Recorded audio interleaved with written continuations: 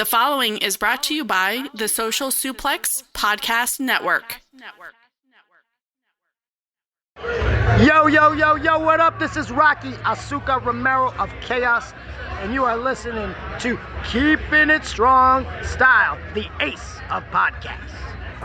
Yo, this is Rich Latta from One Nation Radio. This is brought to you by the Social Suplex Podcast Network. We present to you the ace of podcasts, Keepin It Strong Style. Let's go. It's the ace of podcasts, Keepin It Strong Style. Covering New Japan, they ready to hold it down. Jeremy Donovan and the young boy Josh. Come and hit a job out and bury all the frauds. From the Tokyo Dome over to the G1. Social Suplex is the network where we can get it done. I'ma chill and let them have it, cause this is just an intro. Keeping the strong style, 6 stars from the get-go, boy.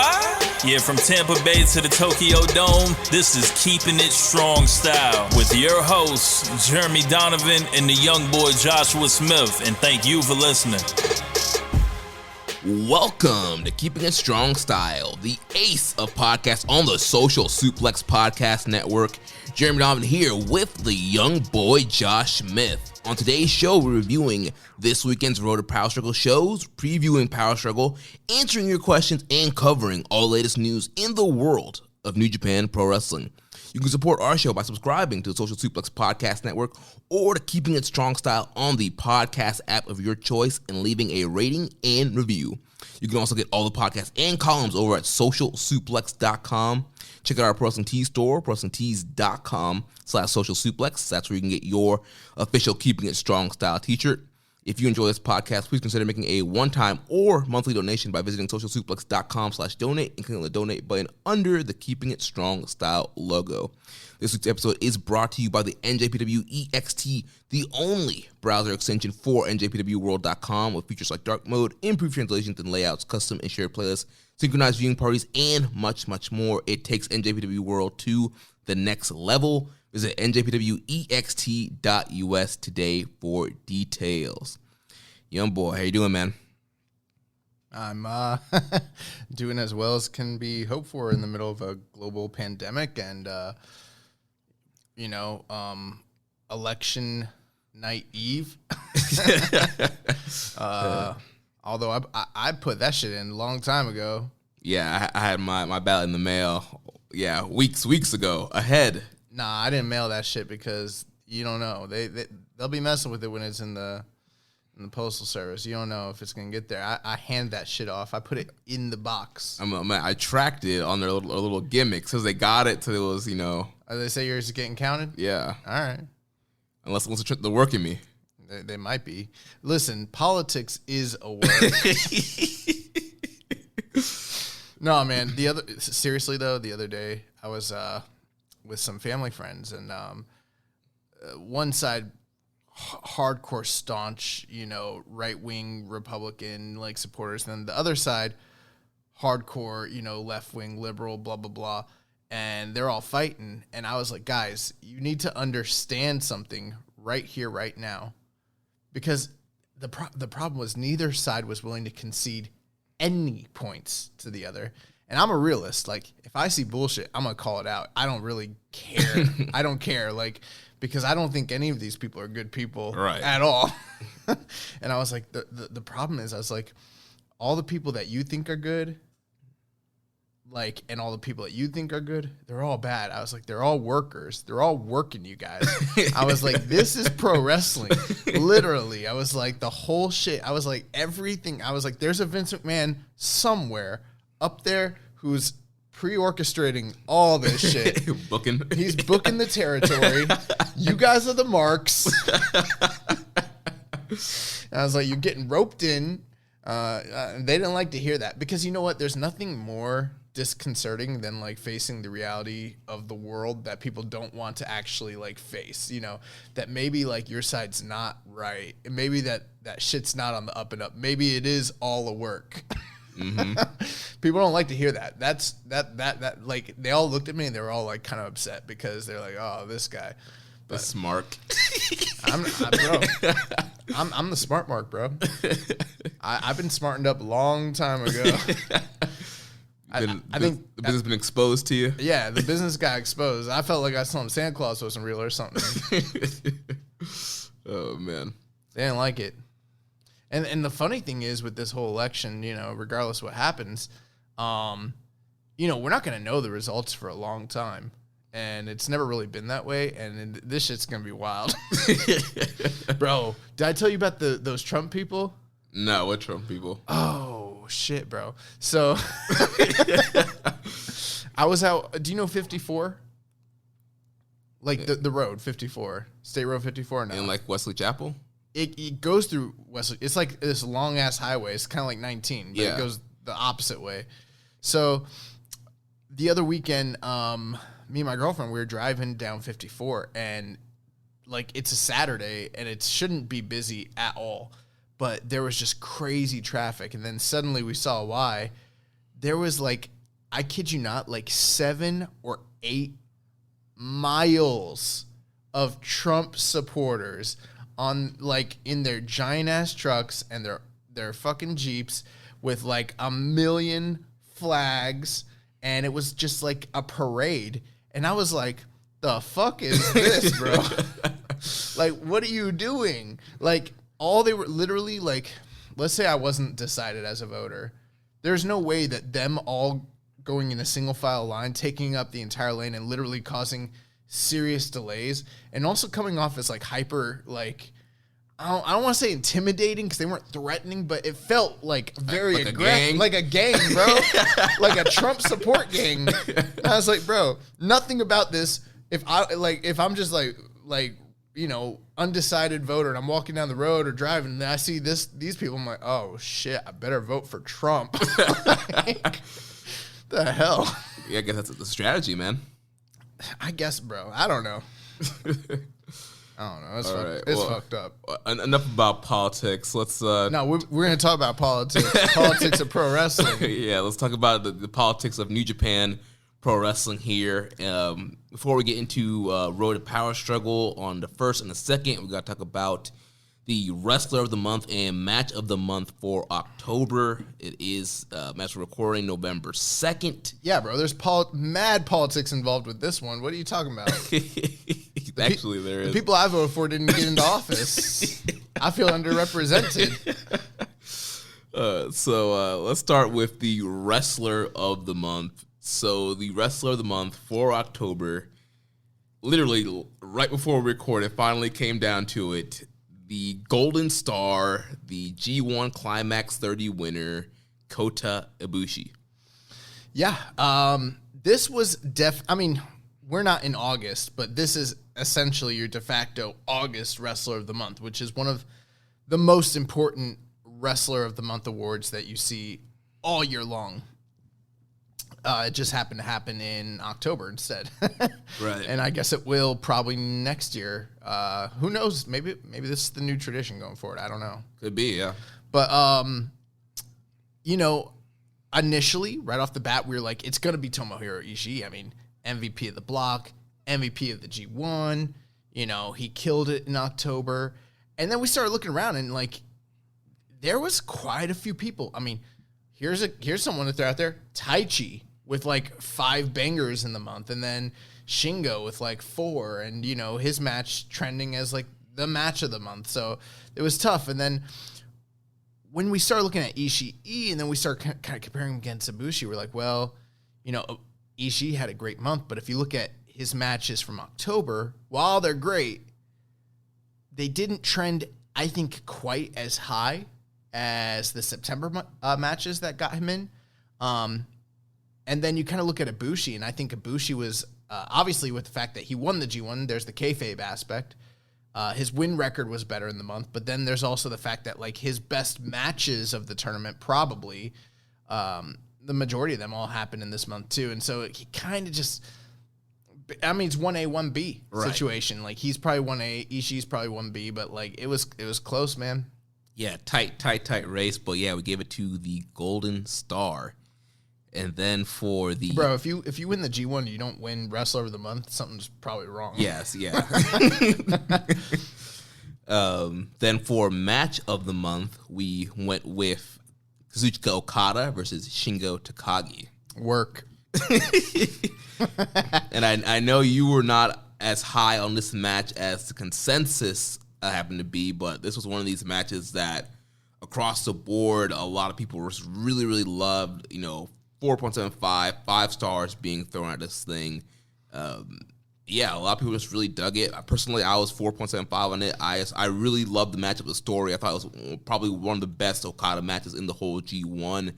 And yeah, I think it was the best match this month. Jeremy, as you know, I'm a man with great ratings, takes, and opinions. And to me, match ratings isn't a game. You take your ratings very seriously. Take them very seriously. But here's the thing. I'll admit if I feel very, very, very strongly about something, like for instance the G1 final, I feel very confident that was a great match. With some of these other matches at the end of the tournament that people loved, that I wasn't as high on, like Ishii and Jay White and also Okada Shingo, I gotta chalk it up to probably just G1 fatigue. Literally, I'm not saying I'm wrong, but I don't know if I'd feel the same way on a reviewing. I'm not ready to do that yet, but I mean, the whole entire general population of viewers can't all be wrong, and these matches were universally praised, and I was tired, man. So I pretty much with this one. You look at the ratings. This one has universal love across the board, so I'm not gonna be that stick in the mud that says, no, I'm right, all you people are wrong. But it's not, that's not how it works here. But yeah, man, Okada Shingo. Yep, so that is the Keeping It Strong Style October match of the month. Maybe I'll go rewatch it. I don't know. Yeah. Well, we got a lot of excursion matches to get through, so. Yeah, that's right. Award season. We're working on our Keeping It Strong Style awards. Dude, one show away from the voting period being locked down. That's right. Power Struggle will be the ending of the voting period for this year, and sometime after that, we will get the ballots out for you guys to vote. This will be our 4th annual awards, and you guys are a big part of that. With the ballots out, you guys get that's some more politics right there. Get your vote in. Get your vote in. Go out and rock the vote. Smack down your vote in the Keeping It Strong Style year in awards when that comes out. Yeah, Fred Rosser's going to be dusting off his old gimmick. He's going to make New Japan great again. Oh, man. Listen, but that's the deal there. Like, that's the last show, that Power Struggle show. So, like, if the next week, Fred Rosser goes out there and has a banger with, I don't know, the DKC, that's next year shit. That's not going on this stuff. So right. that is the... if Jordan Clearwater comes out there and just him and Jordan Regal? Yeah, him and one of the Regal twins just put on, a 5-star classic. Yeah. That's next year. Listen, they need to bring Russ Taylor back. I don't know. He's on next week's show. Oh, fuck yeah. Stop playing with me. I love Russ Taylor. That's like the one... Listen, if nothing else that was good came out of New Japan of America... Russ Taylor getting exposed. That's the good thing that came out of this shit. Before we move on, you see what's his face? Spoiler alert: your boy Jonathan Gresham won the Pure title. That's right, the Octopus, Jonathan Gresham. Rich Latta, you hate to see it. I mean. From day one, I was like, it has to be Gresham. I mean, I felt the whole tournament was kind of designed for him. And he's the best, guy that wrestles that pure style in Ring of Honor. So it made a total sense. And so, yeah, I think he's going to do great things with the title. Nah, Hot Sauce got robbed.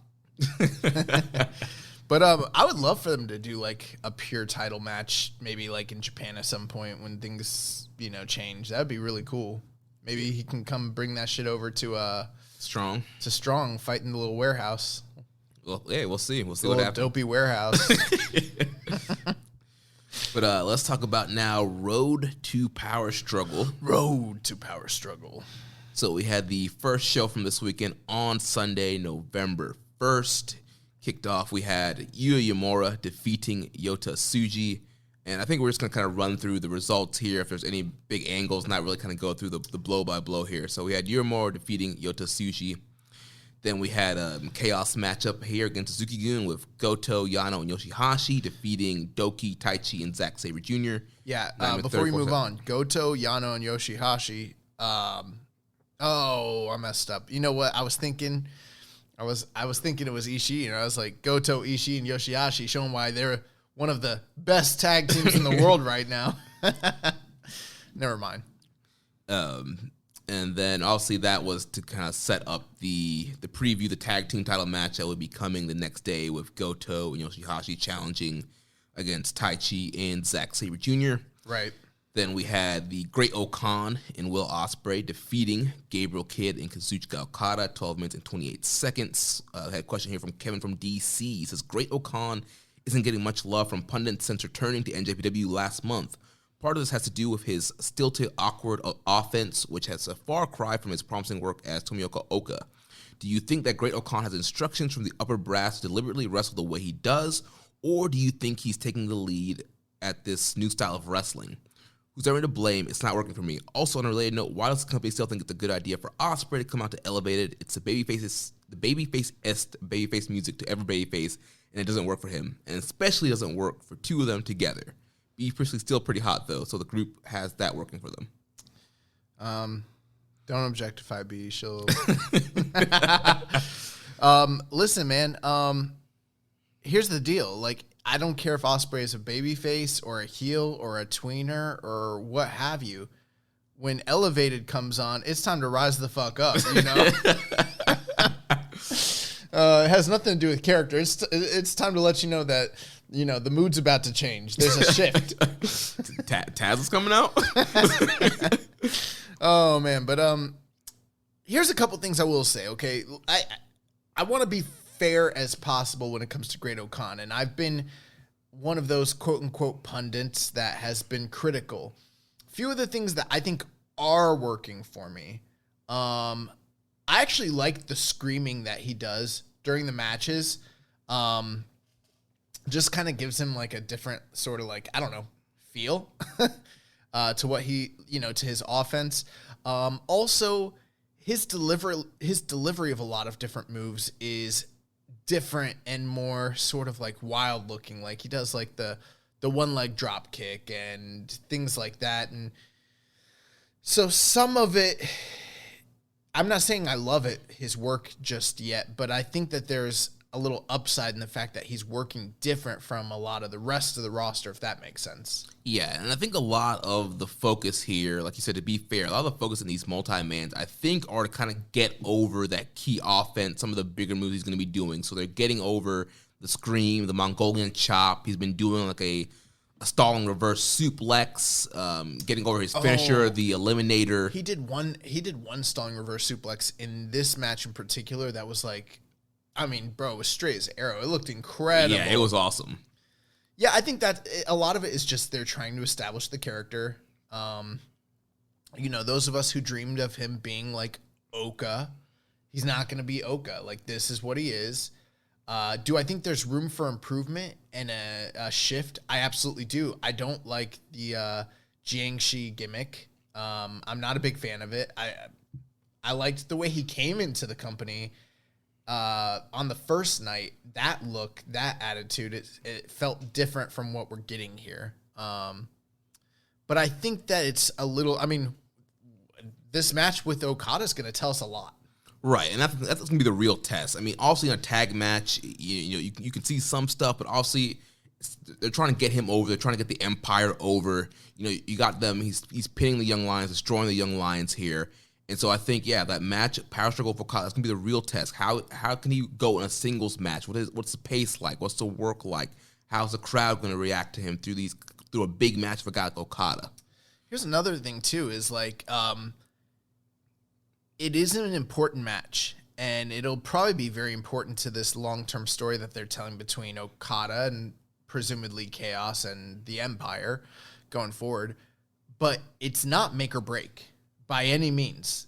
Think about some of the other, young lions, like, say, for instance, Jay White. I mean, he had a year of make or break matches before he, like, found his footing completely, Okada himself when he first came back. You know, if you go back and watch that Wrestle Kingdom match with him and Yoshihashi, he doesn't look like a world beater or a future champion or anything of the sort. So that's just a couple examples of like, you know, someone comes in and maybe they don't have it all figured out, but it's gonna, you know, hopefully come together. And this is somebody, Oka, who has been like a pet project since the day he came in, has had the backing of the top brass. To answer your question, as far as like, where is the work, the offense, you know, the gimmick coming from? I really couldn't tell you. I would be shocked if it wasn't a combination of himself and management, whoever is in charge of this sort of thing. I mean, I don't really know who, you know, we don't know enough about the ongoings to tell you who gives them the gimmicks or anything like that, but I would be shocked if they were completely hands off and it was all him. Right. And this doesn't seem to be the kind of place that creatively stifles their workers in the sense of them being like, this is who you are, and him being like, I don't want to. Like, I don't think it's like that. I'm pretty sure, based on what we've heard, based on what we know, that this is a partnership. This is the, for now, vision that they see for the character. Yeah. And has been since his excursion. Right. I'm sure that, like, kind of like, in a way, bullet points, like, all right, here's kind of what we want you to hit, but you kind of fill in between the lines and kind of make it your own. I think, like you mentioned, it's definitely that kind of blending, that combo of kind of getting the best of what the booker wants and what the wrestler wants at the same time. Right. Yeah, and I think we're going to talk more about I was going to say elevated, about the Empire as we kind of go along, but I kind of hope that answers the question. Yeah, and the one thing I'll say about the elevated music, on one hand, I do get where people are like, yeah, it sounds, you know, it's too baby-facey, but at the same time, it's so obnoxiously baby-face that it kind of works for Ospreay, because he's so obnoxious now, and like, it's such a prick heel, and, you know, he thinks he's, you know, what he's doing is right, and so he thinks he should be elevated, so in a way, it kind of works. I'll tell you the truth, I've never been a mark for the song the way y'all have been. You guys love the elevated theme song. But I mean, I don't see how, if he's a great worker, then he can make it a heel thing. You know what I mean? Right. Like, it's a theme song. Yeah. You know, it's a theme song. That's pretty much it. So moving on to the next matchup, Josh, we had the return of the crown jewel, Chase Owens, to the motherland in Japan. Chase Owens joins his Bullet Club brethren Jay White and Kenta to defeat Golden Ace and Honma, 13 minutes, 20 seconds. Chase Owens getting the pin here for the team. I guess the reports of what happened over in the States don't matter over in Japan. Yeah, I don't know. Yeah. He beat Honma, right? Yeah, package pile driver on Honma. Then we go to the semi-main event of the evening. LIJ team of Sonata and Naito defeat the Bullet Club team of Evil and Yujiro Takahashi by disqualification. Bro, if I'm Evil and every night on the tour I'm fighting Sonata and Naito, I'm going to like, and my tag team partner is Yujiro, I'm going to rethink things. Fighting the double champion and the B block winner. And like, you got the guy that went like 1-8 in the entire G1. Like, bro, get a different partner, bro. Yeah, you know, maybe you should play nice with Jay White, and you know, bro, I bet Dick Togo would do better in these matches than Yujiro would. I mean, possibly. No, not possibly. I would wager money on it. And you know what season it is? No, betting season. No, we do not have the what is it, the bookie, or what is it? My bookie, my sports bookie. I don't know. It's not yet.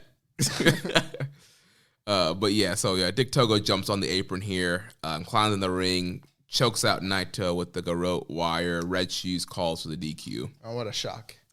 Yeah, actually, that disgusted me. I was angry that I spent 11 minutes to see that DQ. Like, and you know why they did it? Because there's no pin eater on the LIJ side, so they have to do something, you know, and they're not going to have either of those two guys' job in this situation, so they went for a DQ. Like, I get it, but like, do something else, man. Yeah, Ew, yeah, whatever. I hate that. So that takes us to the main event of the evening. We had the IWGP Junior Heavyweight Tag Team titles on the line as the champions El Desperado and Yoshinobu Kanemaru defeat the LIJ team of Bushi and Hiromu Takahashi. Bushi and Hiromu fail yet again to win the junior tag titles. What do you think about this matchup? So this is a good match. At 28 minutes and 26 seconds, I think it might have been a little bit long. But I think that we're in a situation where you're damned if you do and damned if you don't. And what I mean by that is I was bound to complain about this no matter what happened. Because as we've discussed before, there's little to no junior tag teams in the division, especially considering with COVID and everything and the lockdowns, and just there's a dearth of talent. So these are kind of like the only two real tag teams they even have in the division. So like on the one hand, we've complained in the past, been like, they don't really utilize these guys enough. This title, they need to give them opportunities, give them time, Right. And on the other hand, we're like, well, we've already seen this tag team twice in a tournament, back to back, not even that long ago. And the matches were a little underwhelming. And not only that, but like, it feels like prior to Hiromu getting injured, we were seeing this matchup pretty regularly back then too. So, I mean, it's like if you took all the time between the time he was injured and like bookmarked them, this is almost a quasi continuation of the feud that was already ongoing from prior. So we've seen this matchup a lot. So yeah, like I said, it's damned if you do, damned if you don't. On the one hand, they need to utilize the title. They need to do something.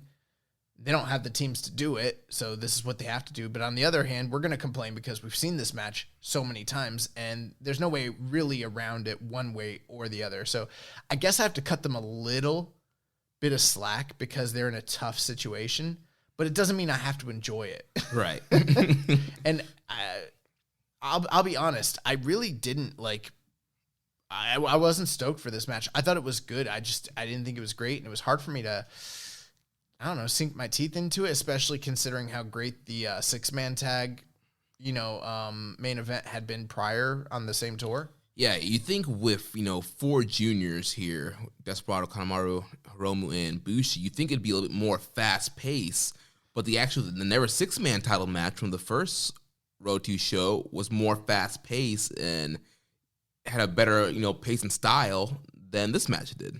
Well, take into consideration, when you have 6 people, that's a lot more downtime, a lot more rest, Mm-hmm. More options, things you can do. When it's a straight 2-on-2 tag team, it's going to be a much more exhaustive and taxing affair. Yeah. Well, with that being said, I did like this match. I thought it was a pretty good matchup here. And I don't know, I was kind of just that kind of question, like, is Hiromu and Bushi finally going to win these tag team titles and what's going to happen here? And so towards the end, I was definitely kind of biting on the near falls there. There was the Canadian Destroyer from Bushi, which was really cool. Yeah, that was a great spot. And you know what? The match was good when you compare it to the other 2 tournament matches that they had earlier this year. I would prefer this match, but the one reason why I wouldn't want to rewatch it is it was 28 minutes and 26 seconds long. I felt like they went a little past the peak. That was too much time for this matchup. And you know what? We probably saw the same thing earlier today with the main event as well. So it's kind of like a reoccurring theme. But I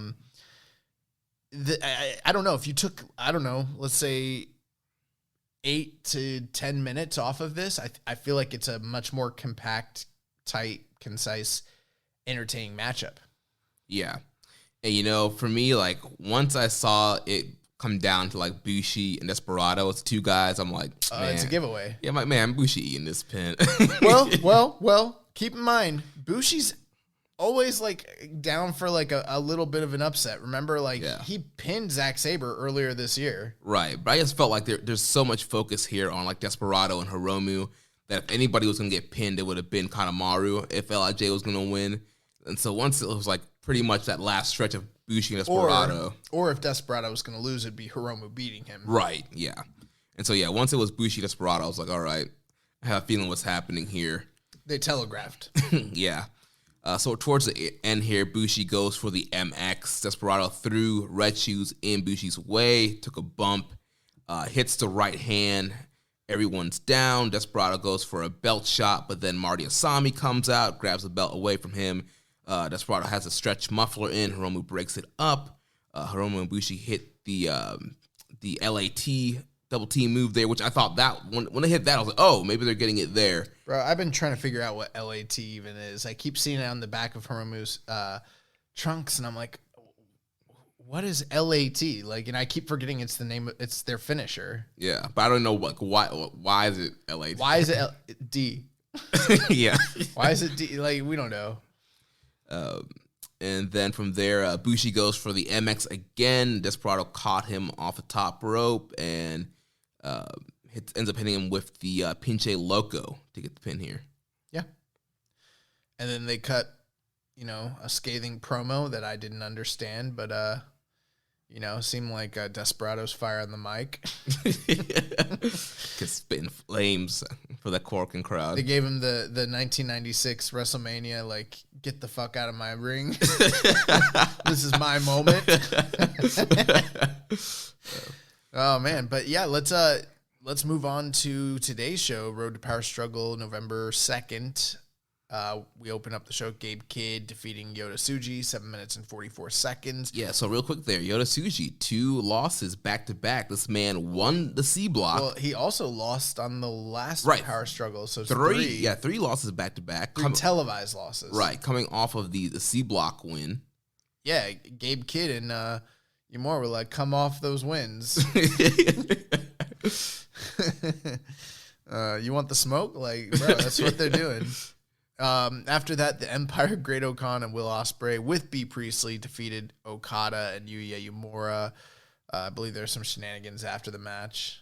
Yeah, we had, once again, the Great Okan putting down Okada with the Eliminator, Ospreay, just jaw-jacking with Okada and saying, the people are tired of you, they don't want you, they don't need you, everybody needs to, be ready for the Great Okan. He said something about Okan being like a brother to him? Yeah, so this man's a brother to me. Bro, you guys never interacted ever in either company until now. Bro, you know RDC World, right? Yeah. Yeah, they did this video where it's like people be making friends too fast in the anime. I saw it. Oh my god. The two guys sit down on a bench and he's like, they're just meeting, and then he's like, you want to go get a drink? He's like, all right. And then like they see an anime enemy, like the bad guy. Yeah. And he's about to kill one of the characters, and his buddy who he just met, like, stands in front of him and takes the blow. He's like, why would you do that? Like, bro, what are you doing? Why are you doing that? He's like, you're the best friend I've ever had. He's like, I just met you. Bro, I just met you. He's like, tell my mom. He's like, your mom? I don't know your mom. and my daughter. Wait, you got kids? You got kids? And then while they were walking on a bridge, this other kid like walked up. He's like, what's up, man? He's like, what's up? And then the fucking enemy is about to attack him again. And then that kid like stands in the way. He takes the blow. He's like, who are you? You were always so nice to me. Yeah, he's like, you were always so kind to me. I just said hi to you a few minutes ago. No, he's like, who are you? He's like, remember back then? And then it does a flashback. He's like, what's up, bro? Oh my god. Yeah, bro, that's just funny. Yeah, that's exactly what's going on with Ospreay and Okan. Like, I don't know, like they did one training session together like years ago in the No Gauge, dojo, and that's about it.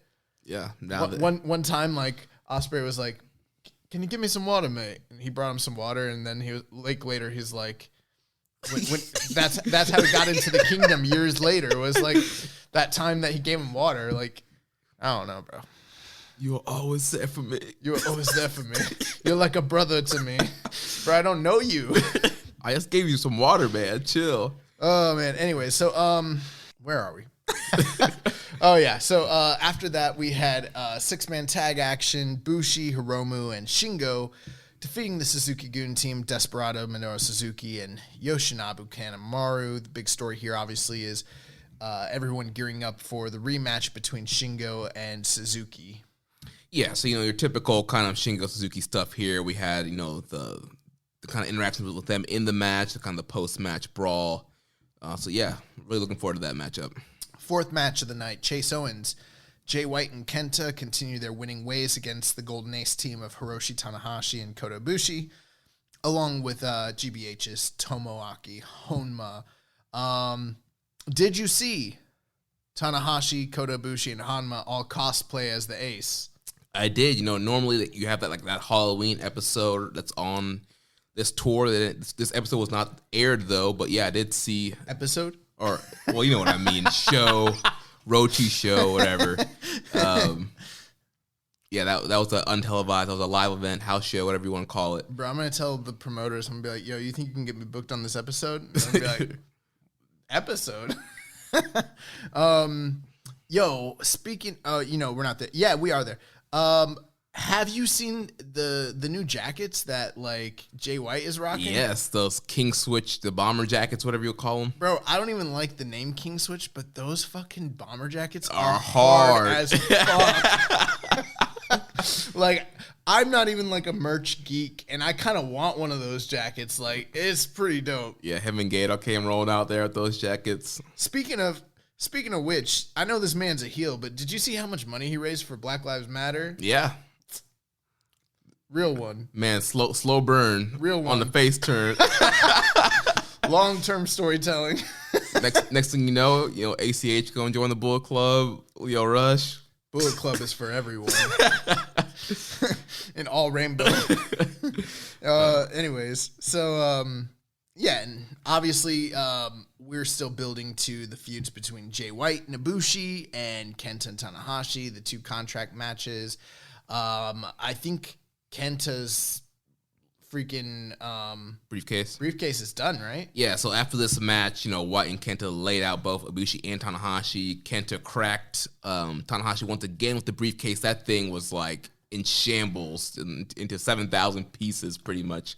I hope he keeps carrying it around like 2016 Naito with the IC title. Like, yeah. Eventually he's walking around with the red handle and that's what they're fighting for. And Kota Ibushi finally got a briefcase. I think it's his old briefcase back.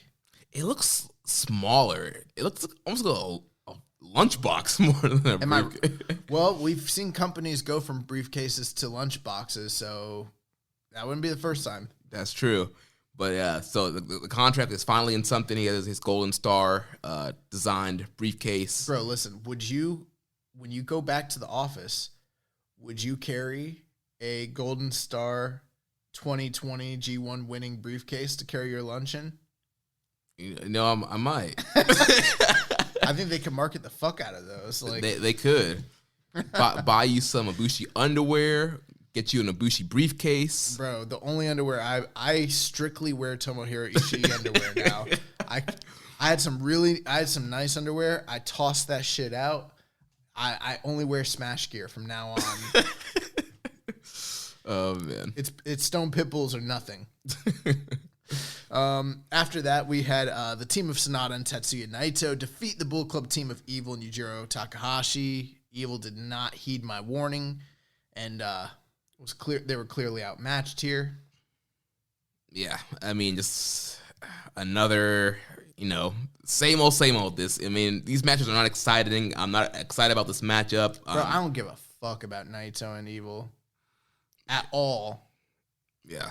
Like, it's going to be weird come award season because it's like, this is the most dominating story of the entire year, but it's also had the worst matches surrounding any major feud probably in a decade. And like, it's going to be weird when we have to like talk about rivalry of the year because it's like, do we got to put it in there? I know. Jeez. Like, we kind of have to because we don't want to be uncredible, but also like putting it in there kind of makes us uncredible because the matches are so fucking bad. And the story's not all that great anyway. I don't know, man. I know, because LJ fans, they'll get a hold of the ballot, and they might swing some things in ways we don't want them to go. Listen, there's no such thing as voter fraud. Stop spreading all that propaganda about the voter fraud, okay? Let this shit play out the way it plays out, okay? Yeah, we have very fair voting here. Everybody's vote counts in the Keeping It Strong Style year-end awards. Regardless of what Josh and I think, whoever wins at the end of the day. Bro, at the end of the day, no, at the real end of the day, if we ever want to override that shit, I reserve the right.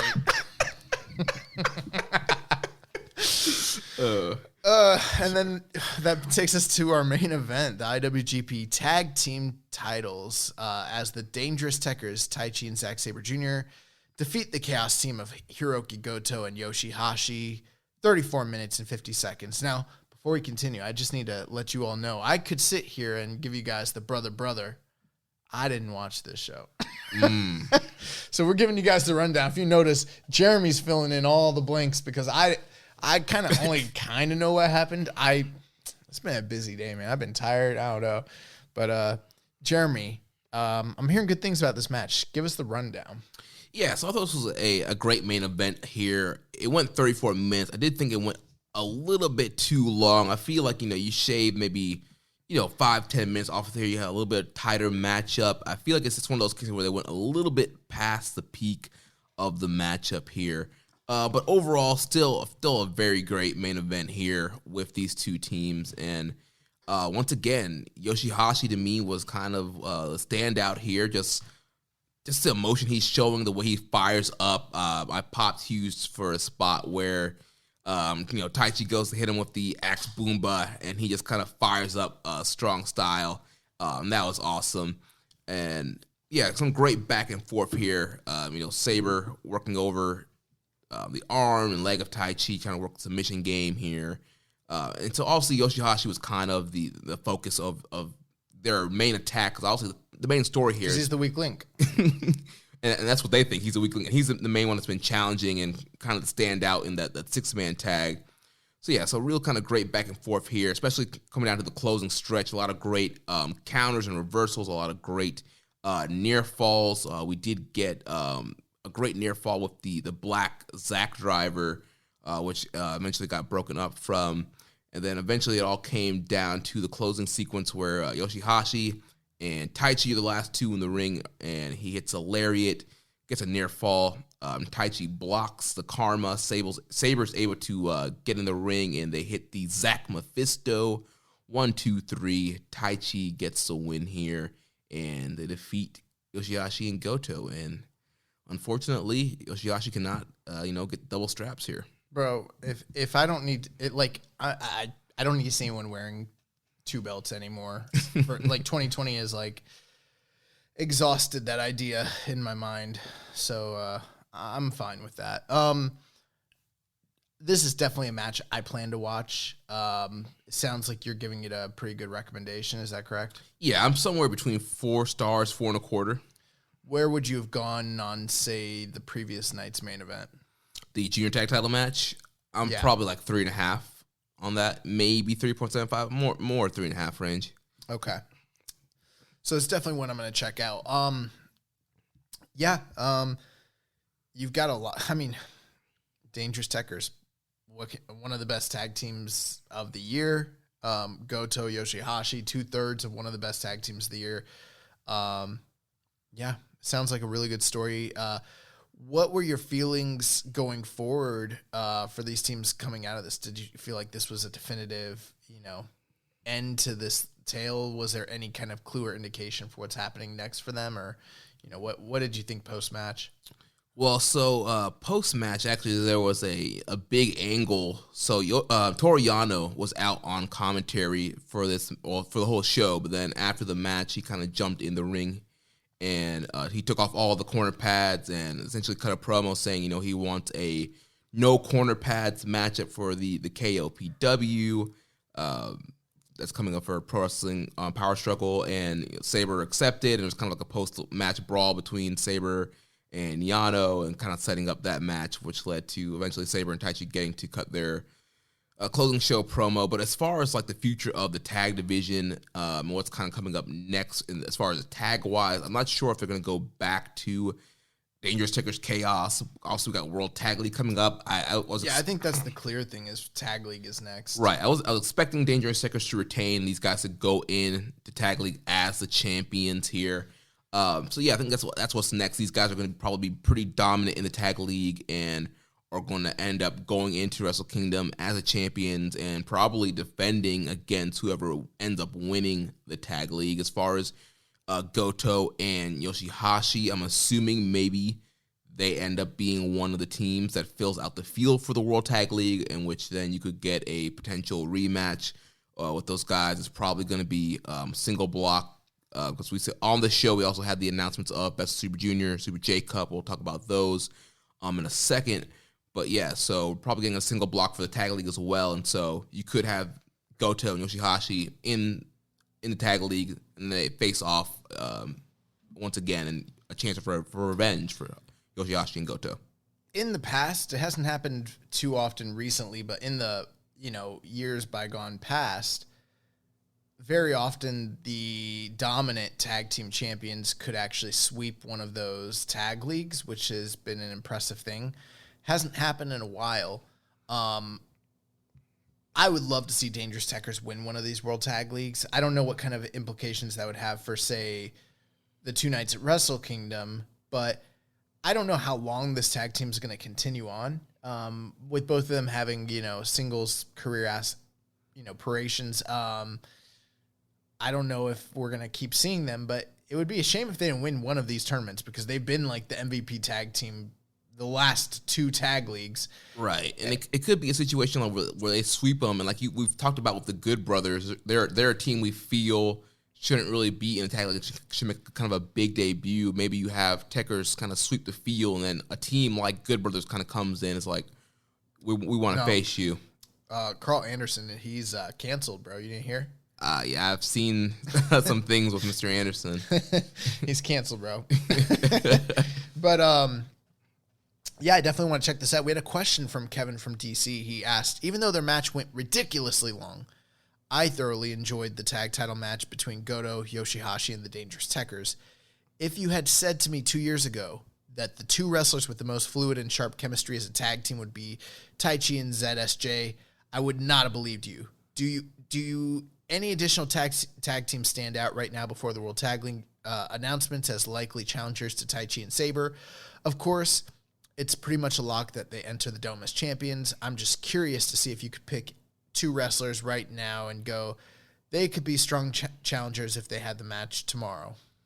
Well, I mean, the team of Goto and Ishii that we've always wanted that. We've been wanting and clamoring for that. For whatever reason, that never seems to be the team that kind of gets matched up for these tag leagues and these tag situations. But a Dangerous Tekkers Goto Ishii tag match, that would be fire.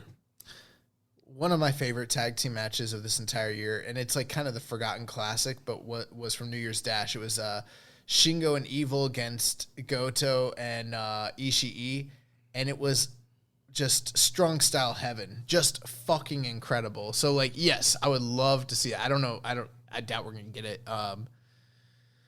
But yeah, I mean, there's a lot of like good teams that they could pair up. I don't know what to expect from this tag league, honestly, at all. Right, and I know we talked about Sonata and how it would kind of be, a step down to kind of be in the tag title picture again after making it to the finals of G1. But I really like the team of Shingo and Sonata, and I would like to see those guys get a little tag run. Yeah, you could do that. Yeah. I mean, and like you mentioned, those Good Brothers are always waiting out there. Yeah. Probably going to bring back GOD. GOD's never won one of these tag leagues either. Right. I mean, this could be their year not as champions. Yeah, they're not the champions. They haven't really done much since the COVID lockdown. I wouldn't be surprised. Haven't done much, man. They've been, running just rampant on Strong. Nobody watches that, Jeremy. What do you mean? Are you trying to tell me that all over 100,000 people subscribed to NJPW World are not tuning in 10 p.m. on Friday night to watch NJPW Strong? Is that what you're trying to tell me right now? They are if they're nerds. It's Friday night. Go out and do something. That shit can wait till tomorrow. Let's talk about this Power Struggle preview. Yeah, so we'll do our preview and predictions for this Saturday's upcoming Power Struggle event.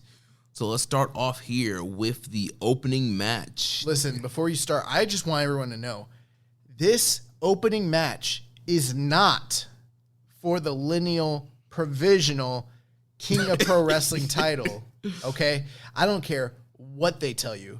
When Kazuchika Okada... Why are you laughing? I'm giving an impassioned speech. When Kazuchika Okada laid out his dream and birthed the idea of this KOPW trophy, he was very implicit that this needed to be a title where two competitors presented two different stipulation options and the fans would vote on it. Suddenly, this company thinks it's okay to take away the right to vote from their fans. That shit don't fly. If this was America, Jack, I swear to God. Suddenly, Toru Yano gets to decide what happens because he's champion. That's not how shit works, okay? And we're going to find out tomorrow. Well, I think... part of the problem, I think, because Sabre accepted. Maybe Sabre didn't want to come up with his own stipulation. See, that's the problem. You can't just accept, the way things turn out. Like tomorrow when you find out the person you vote for didn't win, don't accept that shit. You gotta fight for your right here in America. No, but for real, I'm like, when is this show? Next week? So Saturday? This is upcoming Saturday, November 7th. They got time to let people vote. They do, but yeah, on their website, no corner pads match. Toru Yano defends the lineal provisional KOPW against Zack Sabre Jr. Yet again, another match that is basically just a regular ass match. Isn't that what I said? I said from day one. People are like, yeah, they're going to do cages, they're going to do ladders, I'm like, no, it's going to be alterations of a regular match. I thought it was going to be a Monsters Ball match. Ravens Clockwork or House of Orange. What was it? The Ravens Clockwork Orange House of Fun match. Yeah. Ravens rules. Yeah. The Bowery of Death match. Oh my God. You know what they should have done? Yano says he wants a no corners pads match. Zack Sabre says the opposite. I want a nothing but corner pads match. So then they just tie up corner pads literally around the entire ropes, and they're legal to use. That's what I would have done. You know what? I think they totally missed a boat here with this KOPW. We know that 2020 bro, we know that.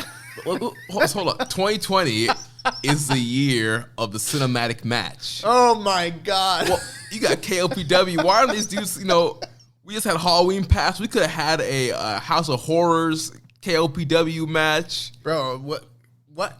Never mind. I'll ask you off. I heard there was something about zombies at Halloween Havoc or something. Oh, yeah. It was the House of Horrors, Cameron Grimes versus Dexter Loomis. I didn't listen to it enough. Like, I was listening to a podcast. I've been behind on my podcast, so I was... Behind.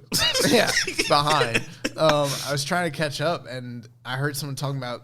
They said something like, all zombies are legal in this match? Is that like an announcement they made or something? I don't remember the announcement, but essentially, they were fighting in a haunted house. There was a scene where... Why was there... What zombies? Cameron Grimes was running away from Dexter Loomis. He's in a bathroom with somebody in the shower. He thinks it's Dexter Loomis' sister. Ends up being this crazy zombie girl that tries to attack him. What the fuck? Anyways. Yeah, some wild stuff going down on NXT. Bro, I can't wait for KOPW to be just done. Dude, they're getting rid of the voting. That's the first of it going away. It's slowly just going to fade away. Yeah, it is going to fade away. Yeah. In fact, you know what? It might not even like quote unquote fade away. Here's how you'll know for sure that it's never coming back. When Yano just keeps carrying the trophy. Right. Like into the next year and just keeps carrying it, but they don't ever like recognize it or do anything Any with defenses it. or anything. No defenses. He's just carrying the fucking trophy until like someone breaks it and then it's gone. Gone, yep. That's the deal. It'll fade away and classify itself as obsolete. Obsolete. Wonderful. Oh my God. So no corner pads match. Toru Yano and Zack Sabre Jr. This is a weird match for the quote unquote best technical wrestler in the entire world to get himself locked into. But well, we've seen with Sabre, he typically kind of finds himself in situations he's not the best in. You know, he tries to outstrike people. Now he's trying to out Yano. Like, I don't know what's going on here with Sabre. I don't know. I feel like we're doing everyone listening a disservice by trying to like actually analyze this shit. I will say this. I like ZSJ is probably one of my favorite Yano opponents because he can, you know, kind of play the straight man but go lean into the goofiness. It's good shit. So I like it. We got a question from Kevin from DC again. Maybe we should just go into it. He says, well, it's official. The KOPW... He skipped over Muzza's question. Oh, he don't matter. Muzza asked, Zack Sabre Jr. saying he is going to throw the KOPW trophy in the trash if he wins it. How much does the young boy want CSJ to win it now? That's something that could happen? Yeah. I haven't been listening to the post-match. I did not know that this was something he was threatening. Yeah, I'm Team ZSJ right now. Remember Zacky 3 belts? Yeah. It's going to be Zacky no trophies. Yeah, I'm all about this. Fuck yeah. That means he's probably going to lose. Yeah, I mean, I think Yano... I'll just do my prediction right now. I think Yano's winning. Okay, like that clinched it for me. Like, yeah, absolutely. Yano's beating Zack Sabre. He's going to tell him, go back to the tag division where you belong, right? Geek. Get ready for your geeky little world tag league. Kevin from DC. Well, it's official. The KOPW 2020 trophy has been returned to its once promising glory. This week at Power Struggle, Toru Yano will defend the prestigious trophy against Zacky 1 belt in a no turn pads match. I expect this to be brutal, hard-hitting, relentless action from both warriors. It will truly serve as a mouth-watering kickoff match for Power Struggle. So, what do we call Zack when he wins? Bro. Ahead. Zacky, no trophies. Zacky, 2 titles, 1 Zack. Bro, do you get that? 2 titles, 1 Zack? Yeah. Oh my England's last great beacon of hope. Nah, bro. Zacky, no trophies, because he's gonna tell that trophy to get the fuck out of here. FOH, the beginning of FOH here at Power Struggle. Yeah, people want to talk about November being the start of Christmas season, the holiday season. It's FOH season, B.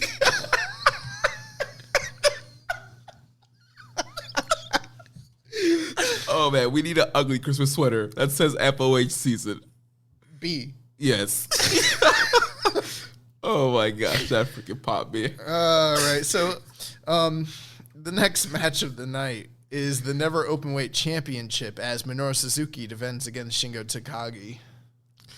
I'm still What's wrong with you? I don't know. But yeah, so Suzuki and Shingo, this has been a great feud. One of the top feuds of this year. Would you wear that? You couldn't wear that out in public. It says FOH. All right, I'd wear it while we're recording FOH. Right, but like you can't go to a holiday party being like, fuck out of here, beat. You gotta, you know, company holiday party. You can't go to that shit. Your family wants to do like a white Christmas, or what's it, like white elephant. Can't wear that shit. Can't walk. You can't like, you know, go Christmas shopping in it. Yeah, you know, you got to get the freaking gift wrap, and you're running out of time, so you know you got to go to dollar store to get that shit. Yeah, can't walk into Dollar General wearing that. Like, it's aggressive. Oh man, so Suzuki, Shingo, one of the top feuds here in New Japan. These guys have been battling over this Never title. We had Suzuki defeating Shingo at Jingu, and we had Shingo getting some revenge in the G1. These guys have been brawling all over the place in multi-man tags and all the builds for their match, including this one. Third matchup here this year. Where's Power Struggle taking place? I believe it's taking place in Osaka. Okay. Yeah, because, I mean, the first match, Jingu, the second match, Sumo Hall. I mean, that's 2 matches back to back in really big venues, and then this is one of the third big shows of the year that this match takes place on. Yep, it's in Osaka. So it's Osaka Joe Hall? Osaka Prefectural Gym. Okay. The Edian Arena. Yeah. I'm looking forward to it, man. I love when these two guys, get in the ring, do their thing. I thought the Jingu match was better, just in general. But, I mean, you're talking about 2 Wrestler of the Year candidates and probably both of their biggest feud of the year for each individual best series of matches with any common opponent between the 2 of them. So I'm really, really looking forward to this one. If they give it the time, which I don't know that we've only got 6 matches on this card, so I'm sure they'll get a decent amount of time. I just don't. Right. But I don't know what I'm thinking here. I think Shingo's getting the belt back. Yeah, I have a hard time seeing Suzuki beating him again. It's like, where does Shingo go from here if he loses again? Unless he's going to be in tag league. I mean, they'll probably both be in tag league, I'm sure. Yeah. I mean, we'll see. I wish we knew the blocks going into this show that we're recording right now. We don't, but I'm gonna say Shingo gets his belt back. That's my hope and wish. Yes, I'm going with Shingo also. That's what I want. I love Suzuki, but yeah, it's time for Shingo to get this belt back and get some more great matches from Shingo defending against people, maybe some defending against some more juniors like he was doing earlier in the summer. So my one thing is I was sort of thinking they might hold off on this match for like the hat trick until, say, Wrestle Kingdom. It felt like that might be the case. Yeah. And whatever way they lean, they kind of need to establish something for Wrestle Kingdom for this belt. And there's not a lot of time to do it. So I think that I'm not saying for sure, but there's a good chance that regardless of who wins, we get some sort of angle to set up the next program for this particular belt. Yeah, you have somebody either come out, jump the winner, challenge the winner, something that leads into the next program. Something has to happen because, I mean, you could maybe set up a title challenger during World Tag League, but it doesn't sound like the best way to set up a hot angle, hot program. Right. And if the champion's in Tag League, he can get pinned, and then that person can be like, "Oh, I pinned you during Tag League." That's kind of why. I mean that, but for Tokyo Dome, that's not a great way to set up the match. You know what I mean? Right. You kind of want some heat going into that match because it's one of the major singles belts, especially since they have the 2 titles locked up, and we don't even know if we're getting the red belt back in time for this. So, that's why I kind of thought they were going to hold off on this, to be honest with you. So, I mean, do you think that they could do another match if Shingo wins? Does Suzuki have a right to say, "I want one more shot"? Yeah, I mean, it's possible. I don't know that they do that. It feels like they burned out the match at that point, Right. But could they do that? They could. I mean, I wouldn't do it. That's why I kind of feel like we're ripe for some sort of angle, some sort of setup after the match is over. Yeah, I think you're spot on there. Who are you taking? You're taking Shingo as well? Yep. All right, so the third match of the night, the Rainmaker, Kazuchika Okada, taking on the Great Okan, the Dominator. Yep, so obviously we've seen Great Okan come in, make his big debut, attacking Okada, aligning himself with Will Ospreay, becoming a part of the Empire. Ospreay and Okan have, been cleaning house of Okada and Young Lions on this road to power struggle, and they've done a great job of, building up Okan, giving him these wins, making him a monster. Like we mentioned earlier, it's going to be the first real test, and I don't know where to go here. Well, something we need to kind of address, we started to talk about Okan and Will briefly, and I feel like although we always do great coverage here on this show, I don't think we've really quite spoken in depth enough about like the fact that this like team and this faction and their formation is a super huge deal in New Japan right now. It's been years since we've seen a new faction formed. I think the last one was LIJ, probably in like 2015. So Right. you're talking half a decade. And these are two guys that they're going with in a major, major way. Neither of them are, I mean, Okan is the second right now to, Ospreay's top, star in the group. That being said, it's tough to imagine what may or may not happen here because on the one hand, you've got Okan coming in.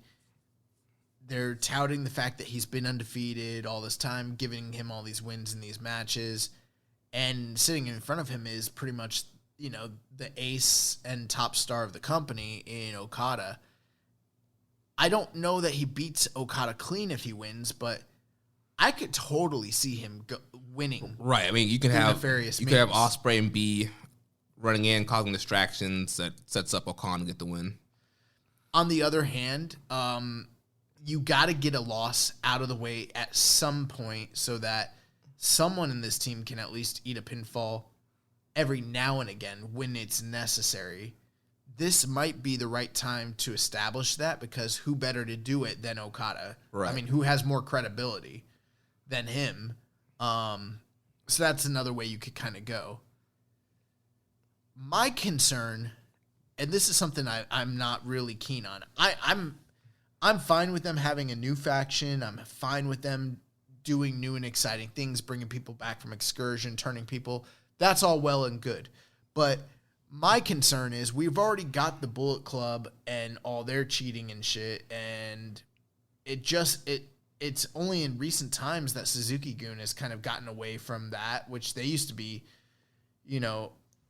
very, prominently doing that. And it seems like Bullet Club's going to split, and like we might end up having 4 heel factions.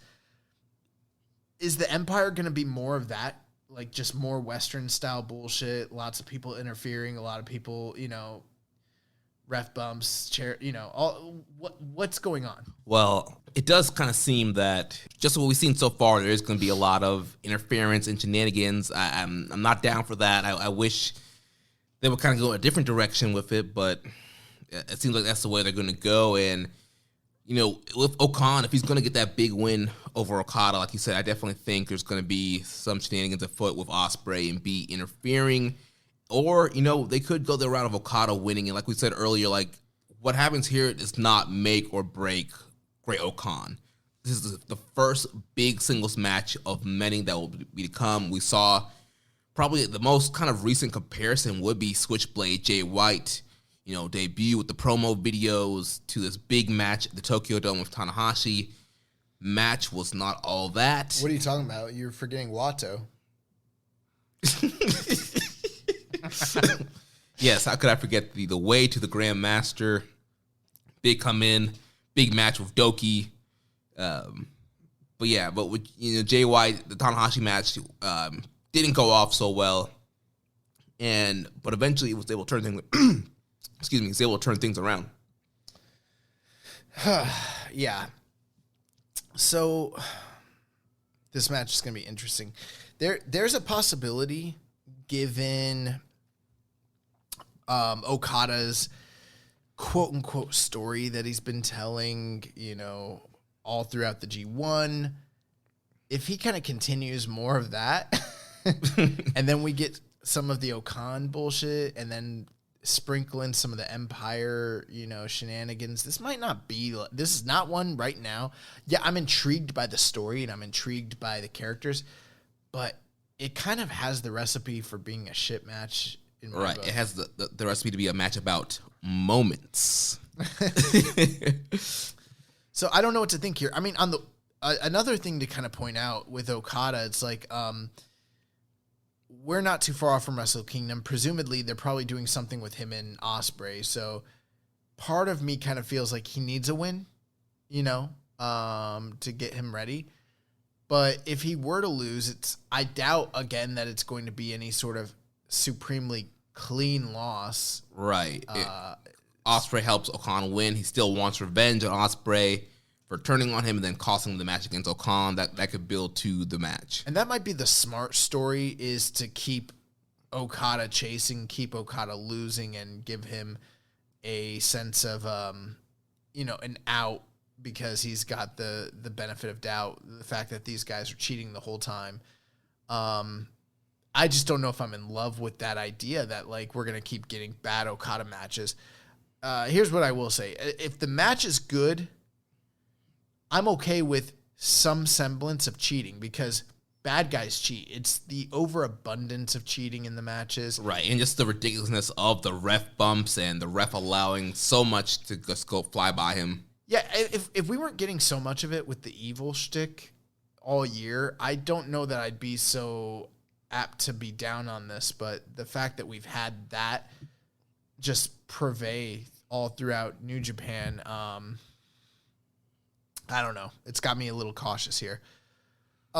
This one's going to be interesting. I'm going to go against my better judgment. I think the safe bet is Okada. I'm going to go with the risky bet, and I'm going Okan.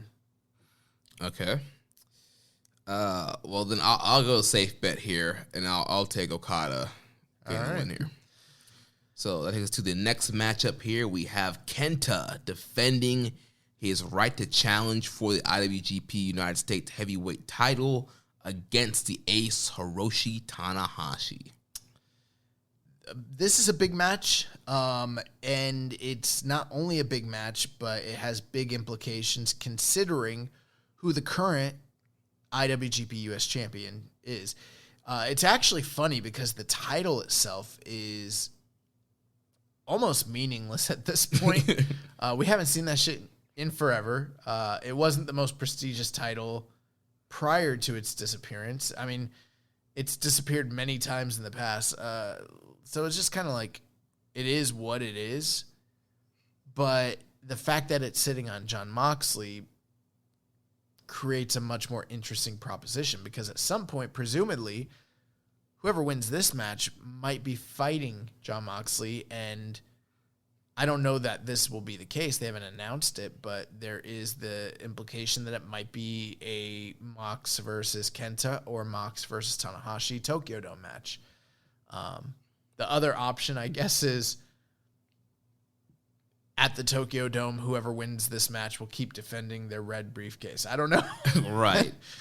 Yeah, I know. We know Moxley said that they're working on things, and I'm sure they're trying to figure out the time. They're trying to get him to Japan, and obviously December could be a good time with, normally with Dynamite kind of taking off for Christmas, and with the current taping schedule of them kind of taping, I'm looking up AEW pay-per-views.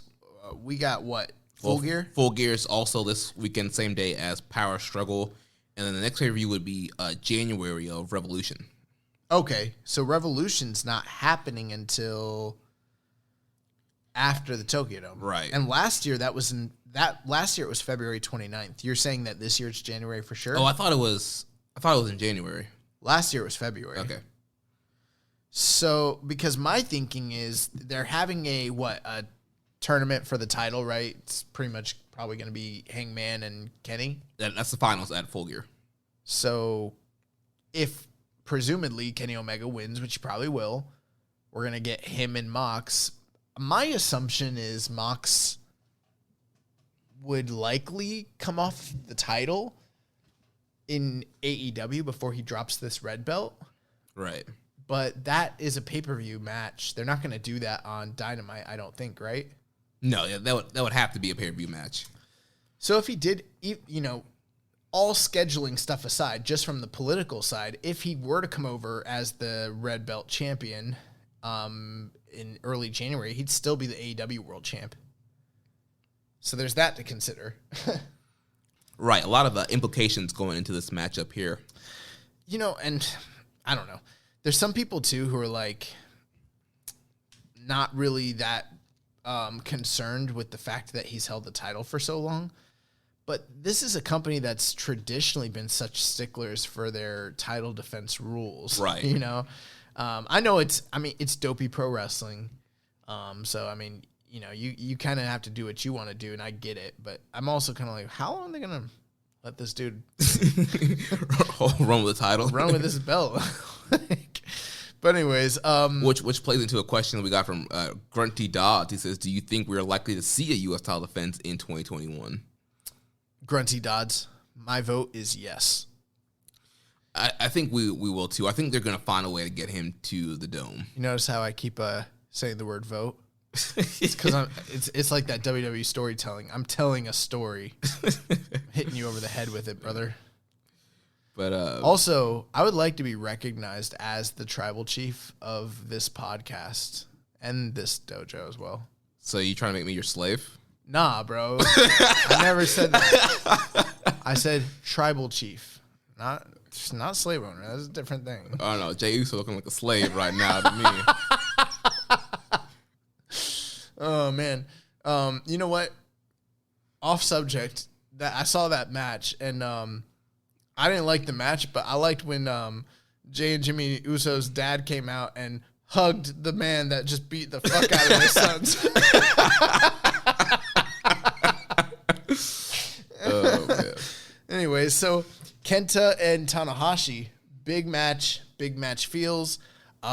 They've done it 2 other times here in New Japan, well, most recently in the G1. Both times they've wrestled, I've thought the matches were really good, and you know, this one has stakes attached to it. The other 2 didn't. Yeah, I like what I've been seeing in the multi-man stuff from these 2 guys as well. Yeah. But a lot of great build here. And I'm going to say, I'm going to go with the risky bet here. You're going Kenta? No, I'm going Tanahashi winning the briefcase from Kenta. But I feel like that's the popular bet. It might be, I think a lot of people want that, but I think with briefcases never exchanging hands before, I think it might be safer to say Kenta is going to retain. Yeah, I mean, I guess that's true. It's just, I think because a lot of people are hedging their bets, assuming that we're getting a Tokyo Dome match, they sort of count Kenta out and see him as being the transition. Like, to set that matchup, we needed to get someone, from America over here to drop the opportunity off to Tanahashi. So Yeah. essentially, he's like, Stanley Stasiak, basically. He's Ivan Koloff, dropping that shit off for Pedro Morales. But, I do think that a lot of fans have the wrong perception of Kenta. I think people have this idea that he's like some sort of mid-carder, maybe upper mid-carder, not realizing that they're probably paying this dude a fuck ton of money. He finished like near the top of his G1 block, which is always a key indicator where they see the guy. He doesn't do very many jobs at all. He's pretty dominant on strong. Super dominant. And I think there's a good chance he could absolutely beat Tanahashi. And I think that a Kenta match, as much as I think Jon Moxley would want to do business with Tanahashi, I can't imagine he wouldn't want to wrestle Kenta, being the, pro nerd that he is, especially from a bygone era of Noah, where he was the man. Right. So I think there's a good chance he actually could win this thing. And those guys were opposite blocks last year in G1, right? Who? Mox and Kenta. Yes. So this would be a first-time fresh matchup. I don't think they ever faced off in WWE. So, but Tanahashi and Mox would be fresh too as well. So either way, you have a fresh matchup, and like you mentioned, I think Mox would love to get in the ring with Kenta eventually too. So there's a lot of different ways you can go here. But yeah, I'm going with Tanahashi. Now, before I make my choice, here's a couple things to kind of consider. We've got 3 main singles matches with pretty big title stakes, and 3 of those competitors in those matches, top guys from Bullet Club. You got Jay White in the next match, and then Evil in the main event. I'm pretty confident neither of us are expecting Evil to win the title. Yeah. Part of me feels like if Kenta and Jay White and Evil all lose on the same night, doesn't that make Bullet Club some kind of hose? Only that plays into the whole Bullet Club is not fine storyline. Could, But is that the way you want to like get people like tied in? Like we're a bunch of losers, so we hate each other. We're a bunch of geeks. I've got a feeling that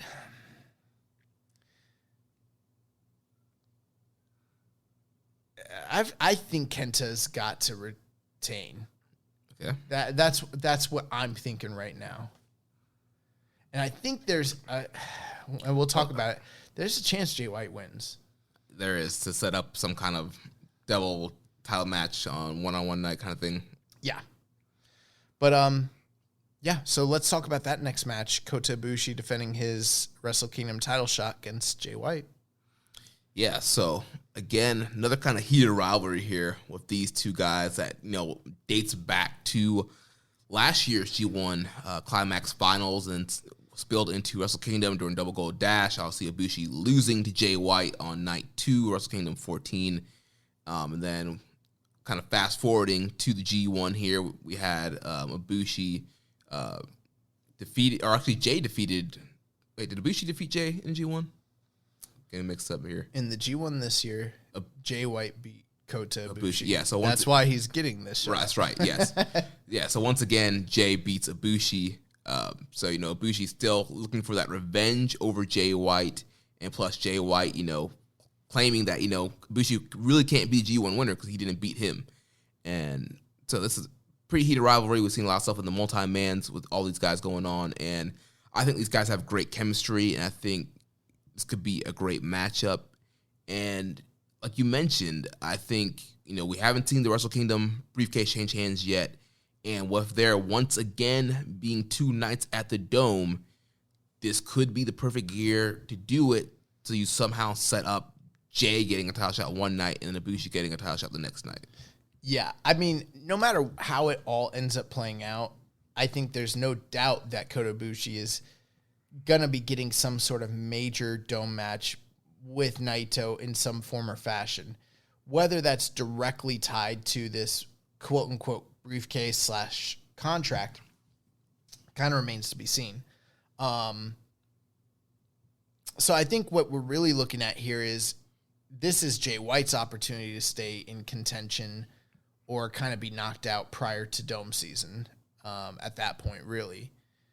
So there's different stories you could tell. One thing that everyone kind of needs to be on the key lookout here for is Kenta, Jay White, Evil. Again, all 3 involved in the top 3 matches of the night. There's tension between at least Evil and Jay White. I wouldn't be surprised if Kenta is somehow involved with those tensions. And I think we're getting some sort of angle to some extent between these 3 at some point, probably. Like, I'm guessing probably after the main event or during the main event. That makes the most sense to me. Right. 'Cause especially you just mentioned, like, this is Jay's kind of last chance to get into contention before Dome season. After this, we got Super Juniors and Tag League, and then Road to Tokyo Dome, and then Wrestle Kingdom. So there's not much opportunities to set something up for Jay going down the future. Bro, my stomach just dropped. What if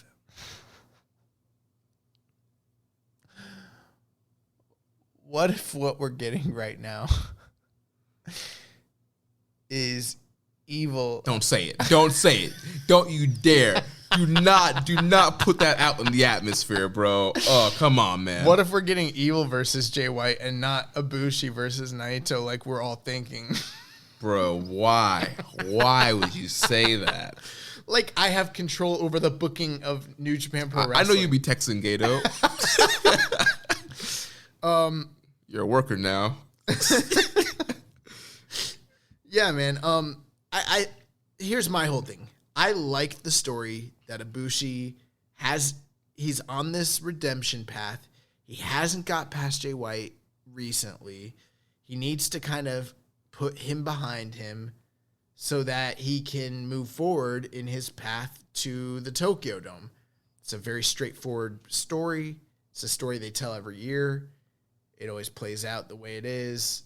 It's kind of just a pit stop to us getting to the Dome. And I'm in favor of them doing that, and I have no problem with it. But because of the fact that there are 2 nights at the Tokyo Dome, because they've never, like you mentioned, switched the briefcase, there's room for them to do it and still give Ibushi his moment. Right. I'm not necessarily saying that I'm a proponent of it. My opinion, I think Ibushi's going all the way this year. The guy's 38. This is his time. Like, I said this during the G1 preview, even though I was very far off on my estimations of how far Ibushi would go in the G1 this year. I thought he was going to like do worse than he'd done in the past 2 years prior, and he clearly won the whole shit. But the one thing I did say, I said, if he wins it, which he might, then it's his time, and they need to go with him. He needs to go all the way to the Dome. He needs to win the belts. They need to give him a lengthy run. And he's 38, and now is the time to actually do that. There's a story to be told there. The real question is the Jay White, Evil, Bullet Club shit, and will that play into this? Is that going to play into the Double Gold Night Wrestle Kingdom thing? And I think there's a high probability. I'm like 60% certain that Ibushi is going to win, but that's like 60-40. I mean, those are not great odds. Let's think about it. If they're not doing Jay Evil at Wrestle Kingdom, then what does Jay White do? He's not going to be in Tag League. There's nothing to set up for him to have a big feud, a big match at Wrestle Kingdom. He's going to have a big match at Wrestle Kingdom. What do you mean if they don't do Jay Evil? I'm saying, like, let's say Naito retains, right? And Jay gets the briefcase, and they're not going to end up doing a Jay Evil match. You can still do it. There's 2 nights. I know. Remember last year? Why the fuck was Naito in that Double Gold Dash? Right. He didn't need to be in that shit. He dropped all his belts. He didn't win no G1, but he was in because. Right. I'm just saying, if for some reason they want to save this Jay Evil match for down the line, then there's no other real thing for Jay to do besides kind of being some kind of big title match. Okay, I hear you. My thinking is he could win the briefcase and they still have him and Evil fight at Wrestle Kingdom because there's 2 days. Right. And I think that there's a possibility that this Bullet Club split little storyline is like a side branch off of the main event scene of Wrestle Kingdom involving Ibushi and Naito. I think the fact that the top 2 main events in the one big show prior to Wrestle Kingdom, because essentially this is the de facto lead up to it, because Super Juniors and Wrestle Kingdom is not going to do much for the main event scene. So, I mean, this is it. The fact that they're the top 4 guys in these 2 main and semi-main event tells me they're going to be playing a big, big role in the main event scene of the 2 nights of the Dome. Yeah. That's why I'm not certain that Ibushi's just going to run through this the way he always does, because, like, sure, the obvious thing at that point is, okay, Jay White lost. Now he can come. You know what? I mean, the obvious story is he lost. He doesn't have the title, so he can come out and cost Evil the belt. Right. And now they've got an easy story. I mean, what is there a possibility of Evil costing Jay the briefcase, and then he turns around and gets revenge, costs Evil the match? They could, but the thing about that is the matches are back to back. So, you know, it's kind of like he's not going to come out, get sweaty, interfere, and then go back and prep for his match. Or he sends Dick Togo to do it. He could do it, but then there wouldn't be, if they did it that way, he's not getting the direct heat on himself like he should be. Yeah. I think it's more likely, either way, I could see Jay White. Jay White doesn't want Evil to be the champion in the Bullet Club. So I could see Jay White interfering with Evil, or even if he doesn't interfere, I could see post-match there being something going down between them. I think there's for sure some sort of angle happening with this Bullet Club thing on this night. But I guess we've kind of analyzed it from all ends. I'm just going to say I think Ibushi is probably going to win, but I'm only like 60% certain. I'm taking him as my pick, but I won't be surprised if Jay White wins. And if Jay White does win, it doesn't automatically mean that Ibushi is out, because I think that they could be trying to play a similar redemptive story to the one that they told with Naito just last year. Right. So, yeah, I'm also going with Ibushi. Yeah, my pick's going to be Ibushi. How confident are you on it? What are you thinking? I don't know, man. After talking through all those scenarios and 2 nights at the Dome, I'll go 50% that Ibushi's going to win. Okay. And we have a question here from Highest Fly Flow. It says, are the upcoming briefcase defenses the most unpredictable ones thus far? Jay vs. Ibushi and Kenta vs. Tanahashi, all 4 of them seem fitting for briefcase holders. 100%. I think that's exactly what we've been saying during this review. So that's very astute. And I wouldn't be surprised if any of the 4 people end up winning their matches. And that's great. That's a good thing because we don't often say that sort of thing, especially in these types of shows like, you know, a Destruction or a Power Struggle leading into the Tokyo Dome. I mean, they're usually pretty open and shut affairs. We know what's going to happen. And here, it's a lot more unpredictable. Yeah. I will say this. I think one of the briefcases will change hands. But not both? Yeah. At least one. There will be one exchange of briefcase. Maybe they do both, but at least one will change hands. And I'm already predicting, and see, you're predicting that at least one changes hands because of the unpredictability. I'm predicting that none change hands based off of my feelings about the Bullet Club needing to stay strong. But I could totally be wrong. I just feel like, I think they could both change. They could.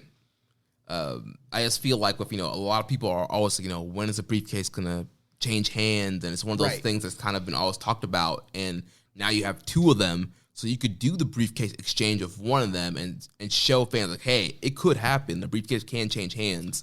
I'm just not a super fan of the idea of the babyface going into the Dome looking like a chump. You know? Mm-hmm.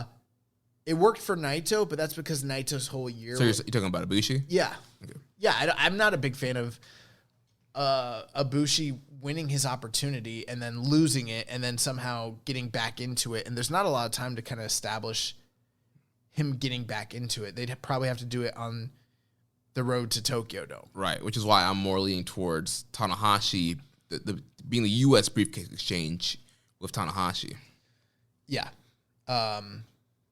Yeah, I'm just not a big fan of that. I think it worked kind of okay with Naito last year, but I don't know that Ibushi's beloved, but he's not beloved the way Naito is. I don't know if he gets the same kind of pass. Right. I feel like you said they need to just go all the way with him. That's how I'm feeling. He needs to win here, and he needs to win at the Dome. He needs to be leaving both nights at the Dome as double champion. I mean, damn, the man signed a lifetime commitment to y'all. Like, right. Come on. Y'all know that man going to be wrestling until 100. Get this run now. All right, so the main event. The IWGP Heavyweight Champion and the IWGP Intercontinental Champion, the double gold champ, Tetsuya Naito. He is defending both titles against Evil. Well. Here we go. Another Evil Naito match. Not looking forward to this match at all. I've not been a fan of any of their matches. The build of this has not been great with all the DQs and shenanigans that we've been seeing on the Road 2 shows. It's pretty much going to be probably as much of the same with a lot of Evil cheating, ref bumps, Dick Togo, garrote wires, chair shots. There'll probably be Bullet Club and LIJ run-ins. It'll probably be 45 minutes long. Yeah, I'm not digging it. There was a time, maybe 3-4 months ago, where you could have probably heard me go on a rant like this. Hey, I'm not a fan of this shit, but maybe they could have a good match. Maybe if they keep this to a minimum, keep that to a minimum, and they don't go too long, and maybe this will be the time where they tell the story that Evil's gonna go out there and try, blah blah. I'm not gonna say all that. I'll just say this: I don't care about this match. Yeah, I feel like Jado. I don't care. Whatever. I don't care. I don't care about Evil's run. I don't care about this. I don't care about it, man. I just don't. It is what it is. Naito's not fucking dropping these belts to Evil again. this year.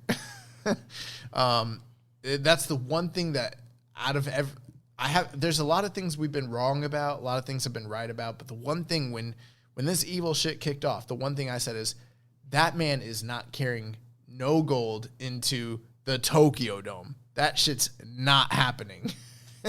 So, yeah, I think he's the perfect opponent to set up the Tokyo Dome main event, a no-hoper. And we get it every year. Someone who is credible. You always have a credible no-hoper going into this situation. Someone who maybe is a former champion, someone who's a big threat. Someone like Ishii. Well, it was Ishii against Kenny that one year, but most of the time you usually get someone that's pretty okay, they could in another month, in another situation, yeah, maybe they win. Maybe Sonata or something like that. But Evil's not winning. There's no way around it. He's not beating Naito. It's just not happening. So I take some solace in that. And because of that, I don't really care about the match. Yeah, I don't care about this match whatsoever. I didn't need to see it, is this the fourth time this year? Yeah, fourth time. Yeah, bro, I'm sorry. The Jingu match I thought was an improvement, but then the G1 match just didn't really resonate with me at all, and I still had problems with the Jingu match, and the initial match at Dominion sucked. I don't think any of their matches are above 3.5, maybe lower. I mean, that's terrible. I mean, forget the whole rant we did earlier this year about worst IWGP, title matches. This is one of the worst IWGP title feuds ever. The matches are just sorry. So I just expect more of the same. And if they do good and it's good, great. Next week we'll come on here and praise it if they do good. But yeah, I'm going in with the bar extremely low, and maybe I could somewhat be surprised by the end of the show. It's time for Bullet Club to go. Got some questions. Yeah, so Reddit user DomHomie101 says, what are the chances of seeing Jay White and Evil leaving Power Struggle in the winner's circle? Less than 1%. I mean, yes, Jay could win, but there's no way Evil's winning as well. Yeah, there's no way, because here's the one reason why, and it's real simple. No booker in their right mind would have Evil carry the straps into the Dome, even with a 20%, even with a 20,000 capacity limit. They're not having him go into the Dome as champion, and there's not enough time for him to have won these belts at this show and drop it again. So it's impossible. It's just not happening. Yeah, Naito's going all the way. Either that, or if Gato does this shit, I don't know, bro. It's cooked. Keeping It Strong Style there's a lot of other good wrestling out there. We might want to cover some other shit. I don't know. Keeping the gate. Keeping it Noah style. We had a question from Ricky of the Ricky and Clyde podcast. He said, which match are you both looking forward to at Power Struggle? P.S. Looking forward to having you both on the show next week. Yep, we'll be joining the Ricky and Clyde wrestling show next week. So looking forward to being on the show with those guys. Also, the episode that I recorded with the guys over at Grave Consequences dropped this past week. So that was us doing a review of Aztec Warfare, the first Aztec Warfare from Lucha Underground. So if you guys haven't heard that or got a chance to check it out, fun listen. I think it's 25 minutes, maybe less. Give it a quick check out. It's a really good show. Yeah, check out Grave Consequences. But the match that most looking forward to, for me, I think it's actually going to be Tanahashi and Kenta. That was going to be my answer. I mean, I Shingo and Suzuki is very exciting for me. It always is. But it's something, I think with Kenta and Tanahashi, the implications of what it might mean with Jon Moxley that's something that's kind of enticing. So I think I kind of agree there. Plus, they're a little higher on the card, so I don't know. Yeah, and yeah, there's a lot of intrigue with that, the briefcase being on the line, and they just have great matches together. And like we kind of already know what the deal with Shingo and Suzuki is, so I'm definitely looking forward to that match as well. But yeah, there's something a little extra with this Kenta and Tanahashi matchup here. Well, that is gonna do it for our preview of New Japan New Japan Power Struggle. We will be back next week with our review of New Japan Power Struggle. We got some other things on the docket here. Yep. So real quick, we had the Road to New Japan Showdown this past Friday on NJPW Strong. We had the reuniting of the Regal Twins, Logan and Sterling. They defeated Clark Connors and the DKC. We had Carl Fredericks defeating Blake Christian, and then we had the Bullet Club team of Kenta, Tamatonga Tangaloa, and Hikuleo defeating David Finlay, PJ Black, Alex Zane, and Mysterioso. Next week, the Road to New Japan Showdown will continue. You have Fred Rosser versus Jordan Clearwater, and Jeff Cobb and Rocky Romero versus Russ Taylor and J.R. Kratos. Oh, J.R. Kratos is going to be on Strong. Nice. So, yeah, that's NJPW Strong. And now to get to what I think a lot of people want to hear us talk about. And we mentioned on the Road to Power Struggle show on November 2nd, we had the announcements for Best of the Super Junior. We've been having questions for weeks now on block size, who we think is going to be in it. And so we have the lineup. So it is going to be a single block tournament with 10 competitors. So we have Ryusuke Taguchi, Master Wato, Sho, Robbie Eagles returning, Hiromu Takahashi, Bushi, El Esperado, Yoshinobu Kanemaru, Doki, and the current IWGP Junior Heavyweight Champion, the Bone Soldier, Taiji Ishimori. Yeah, we had been speculating for a little bit here. We'd kind of figured it was either going to be a single 10-man block or 2 6-man blocks comprising 12 competitors, just based off the math and everything. And, yeah, I mean, they did the best that they could with the juniors that they have, and that they could get over in Robbie Eagles. I think the two biggest glaring omissions, just to get it out of the way, no ELP, no Really. I don't know what the deal is there. Right, and Clay will talk about what ELP will be doing later on this year. But yeah, for whatever reason, they couldn't get any of the the North American guys over for this tournament. We've been, earlier this year we did the what was that series that we did called? The Final Countdown? Yeah, the Final Countdown, and we did a countdown of all the best Super Juniors, and I can't remember any that were single block tournaments, to the best of my knowledge. There might have been early on. I think there was a couple earlier on. Okay, there might have been some early ones, but it's been a very long time since we've had any single block tournaments for best Super Juniors. It could be round robin. So there's good and bad with that. I mean, the bad is whatever final match you're getting, it's going to be a rematch that you've already seen in the tournament. And there's ways you can do that are actually still exciting.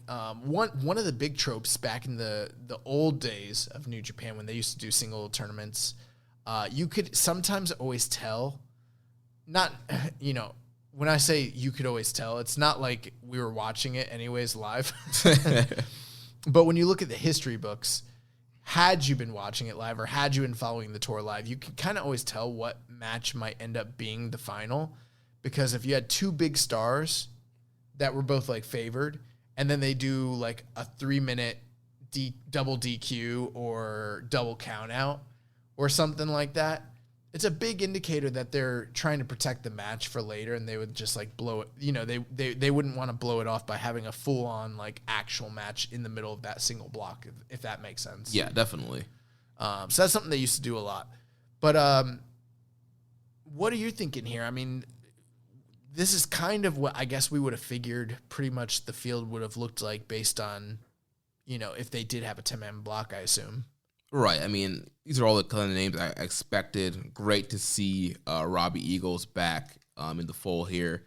But yeah, like you mentioned, I think they did the best they could with what they had, and for whatever reason, they didn't want to try and bring in more people. Maybe just because they know it was a single block, and maybe they're waiting to bring in some of those other juniors for dome season and maybe something at Wrestle Kingdom and afterwards.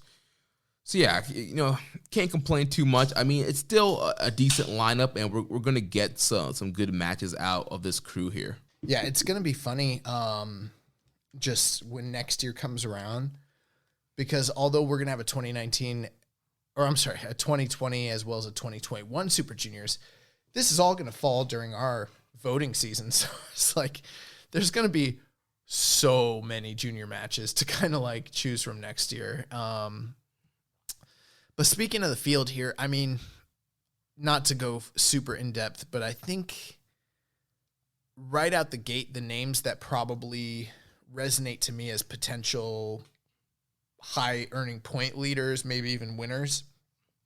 You got to think Hiromu, you got to think Sho, you got to think Desperado. Those are like the three guys that were like here doing the work, doing all those, open weight matches and fighting in the heavyweight tournaments and everything like that. Ishimori, obviously, being the champion kind of almost works against him to a certain degree. Like, he's going to do good in the tournament, but he's probably not going to win it, especially if this is going to establish his title challenger going into the Dome. But that's another interesting thing. This is like a month before the Tokyo Dome, so whoever ends up winning is already going to have fought him during Super Juniors just the previous month, Right. And that's not always the case with Super Juniors when there's two blocks. That's right. Yeah, normally you're getting a protected title match there at the Best Super Junior Finals. Right. And again, this can kind of play into the whole double nights at the Tokyo Dome, where you could have somebody who wins and loses to Ishimori during the tournament, but he wins the whole tournament and faces Ishimori one night. And you could have somebody who pins Ishimori in the tournament, doesn't win, and feels he has a right to challenge Ishimori to set up another challenge. If they wanted to go that way, that's a possibility. The other name that is an outside chance of winning, or maybe even favored, Robbie Eagles. I would say, from my money, the four guys to look out for as far as favorites: Desperado, Hiromu, Robbie Eagles, and Sho.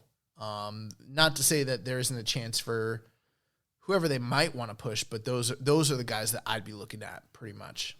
Yeah, and we will do a full kind of preview and breakdown leading into this tournament and give our official predictions here. But we do have a lot of questions surrounding this tournament. First from Reddit user Rambone Slam Pig. Is there anyone who you are surprised was not included in the Best of Super Junior field?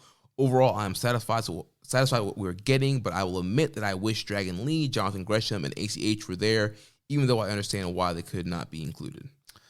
The only name, it starts and ends with Dragon Lee for me. I mean, you can throw ELP in there. Many of you know I'm not the biggest fan of El Phantasmo, but he's a big star in the group. But like Jeremy mentioned, ELP is going to be involved in something else coming up here that we're going to talk about, but no mention of Rhea Lee, like nothing. That's super concerning to me, especially with the reports of, potential WWE interest in him and his brother.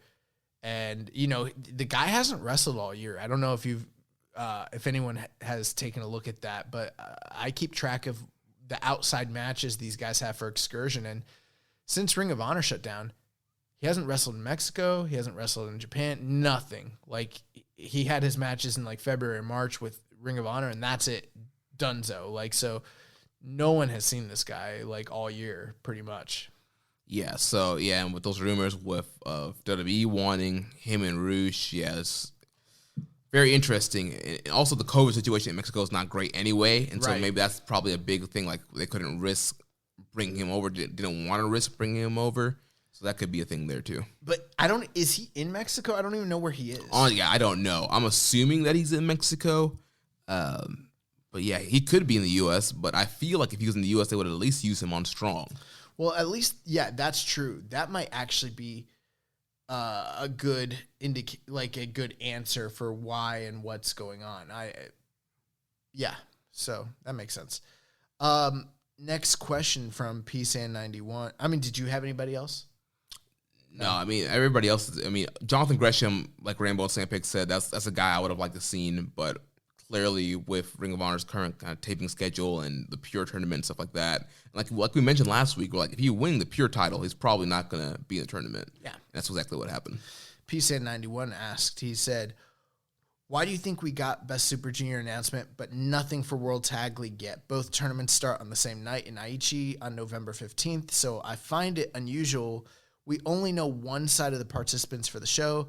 Do you think it's because they're doing an angle at Power Struggle on Saturday, such as the Good Brothers, Carl Anderson and Luke Gallows, returning? Which, that's definitely a possibility. Right. Anderson and Gallows did lose in that Impact Tag Title 4-way match at Bound for Glory, so they have no titles for Impact that can go into that World Tag League if they want. They could shoot an angle there, or maybe they were just holding off. They want to do the announcement at Power Struggle. I heard this man, Carl Anderson, stay losing. Yeah, I mean, those are all possibilities. Yeah, it's going to be interesting to see. My honest natural inclination of wondering why they didn't make announcements, if I'm just being honest, because it's the tag league. Right. Maybe they're still putting the field together. That is literally what I thought. I thought, I don't know. They probably don't even know who's in it yet. Because it doesn't really matter. Right. That's what I actually thought. I wasn't thinking the Good Brothers are coming in. They're trying to. I didn't think anything about Angle. There's nothing. I can't remember any. I don't think any angles really have come out of the last 3 years. We've watched the whole tag league. Nothing comes out of it. Nothing. The most compelling storyline that has ever come out of World Tag League, and it didn't even get paid off, Chucky T. was Crazy Chucky T. Yep. And, that man's having, 5-star street fights. Street fights, yeah. That's what I was trying to remember. So, if that's what it is, that'd be great. Yeah. I think Power Struggle is going to be a very heavy angle show. It needs to be. Yeah. Because, like we mentioned, there's no other really heavyweight tour until we get back to Road to Tokyo Dome towards the end of December. So, yeah, it's going to be heavy. It's a lot of angles, probably a lot of promos, a lot of stuff setting stuff up. So I think we'll get, either some kind of tag league angle or just a tag league video in between intermission kind of thing. One other thing, and I'll just throw this out there. In the years past, tag league kind of was an important tour in the sense that there were angles for the Tokyo Dome that were set up off of that tour. The last 3 years, they kind of pulled anyone that was in any sort of major feud, especially champions and title holders, things like that, because it didn't make sense for them to be on the World Tag League, considering the fact that, for instance, Kenny Omega as the G1 winner is definitely not going to challenge with Chase Owens right, for the tag titles because he's going to be fighting Okada, With 2 Dome nights, it is totally possible that Naito and Suzuki and whoever else, all these champions, they get thrown back into it because in kayfabe, the reasoning could be, yeah, they could challenge on the opposite night. right. The other thing, too, if it is only a 10-team block, that's a lot smaller than the other tournaments that we've gotten over the last 3 years. So they actually could have some pretty big names in there to set up some of these needed angles for the Tokyo Dome because, like Jeremy said, there's not a lot of time and we need some angles, to kind of push some of these stories forward. Not all of them, but some of them. Definitely.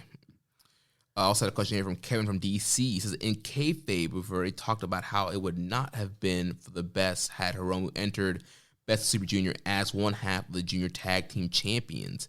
As covered previously, champions typically do not do as well when entering tournaments as compared to non-belt holders. With that said, does Hiromu stand out as a favorite, or do you see New Japan going with someone else to win Best Super Juniors? Could this be Shoshier? Will they strap the rocket to Master Wato? Kodoki main event both nights at the Tokyo Dome, along with New Year's Dash to boot. It's just that kind of year. He says it's just been that kind of year. Yeah. Okay. We're like Jeremy said, we're going to do a whole preview later. And I gave you my 4 favorites. I think Hiromu, just from a box office, bottom dollar standpoint, yeah, he makes the most sense. Like, he just does. One name I will present to you, I don't think he's going to win, but my gut... Nah. I would love for them to push Robbie Eagles. Yeah. There's also the possibility, because it's a single block tournament, that they could do one of their famous triple threat / 4-ways. Oh my gosh, yeah.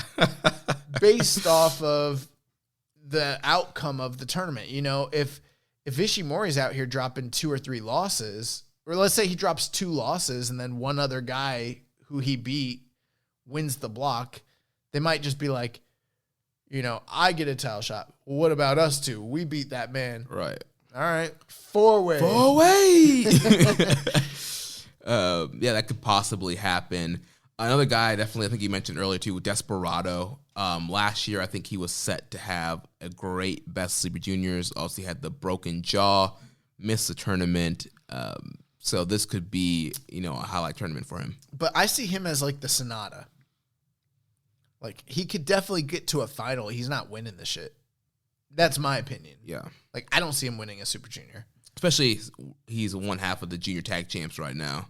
Well, yeah, but he's Desperado. He's an upper mid-card junior. Yeah. Like, unless they're trying to elevate him. They're not. The elevation would be getting to the finals of a Super Junior. Getting to the finals of a Super Junior would be like a huge fucking elevation for the guy. Yeah. You know? Mm-hmm. He's never won a title.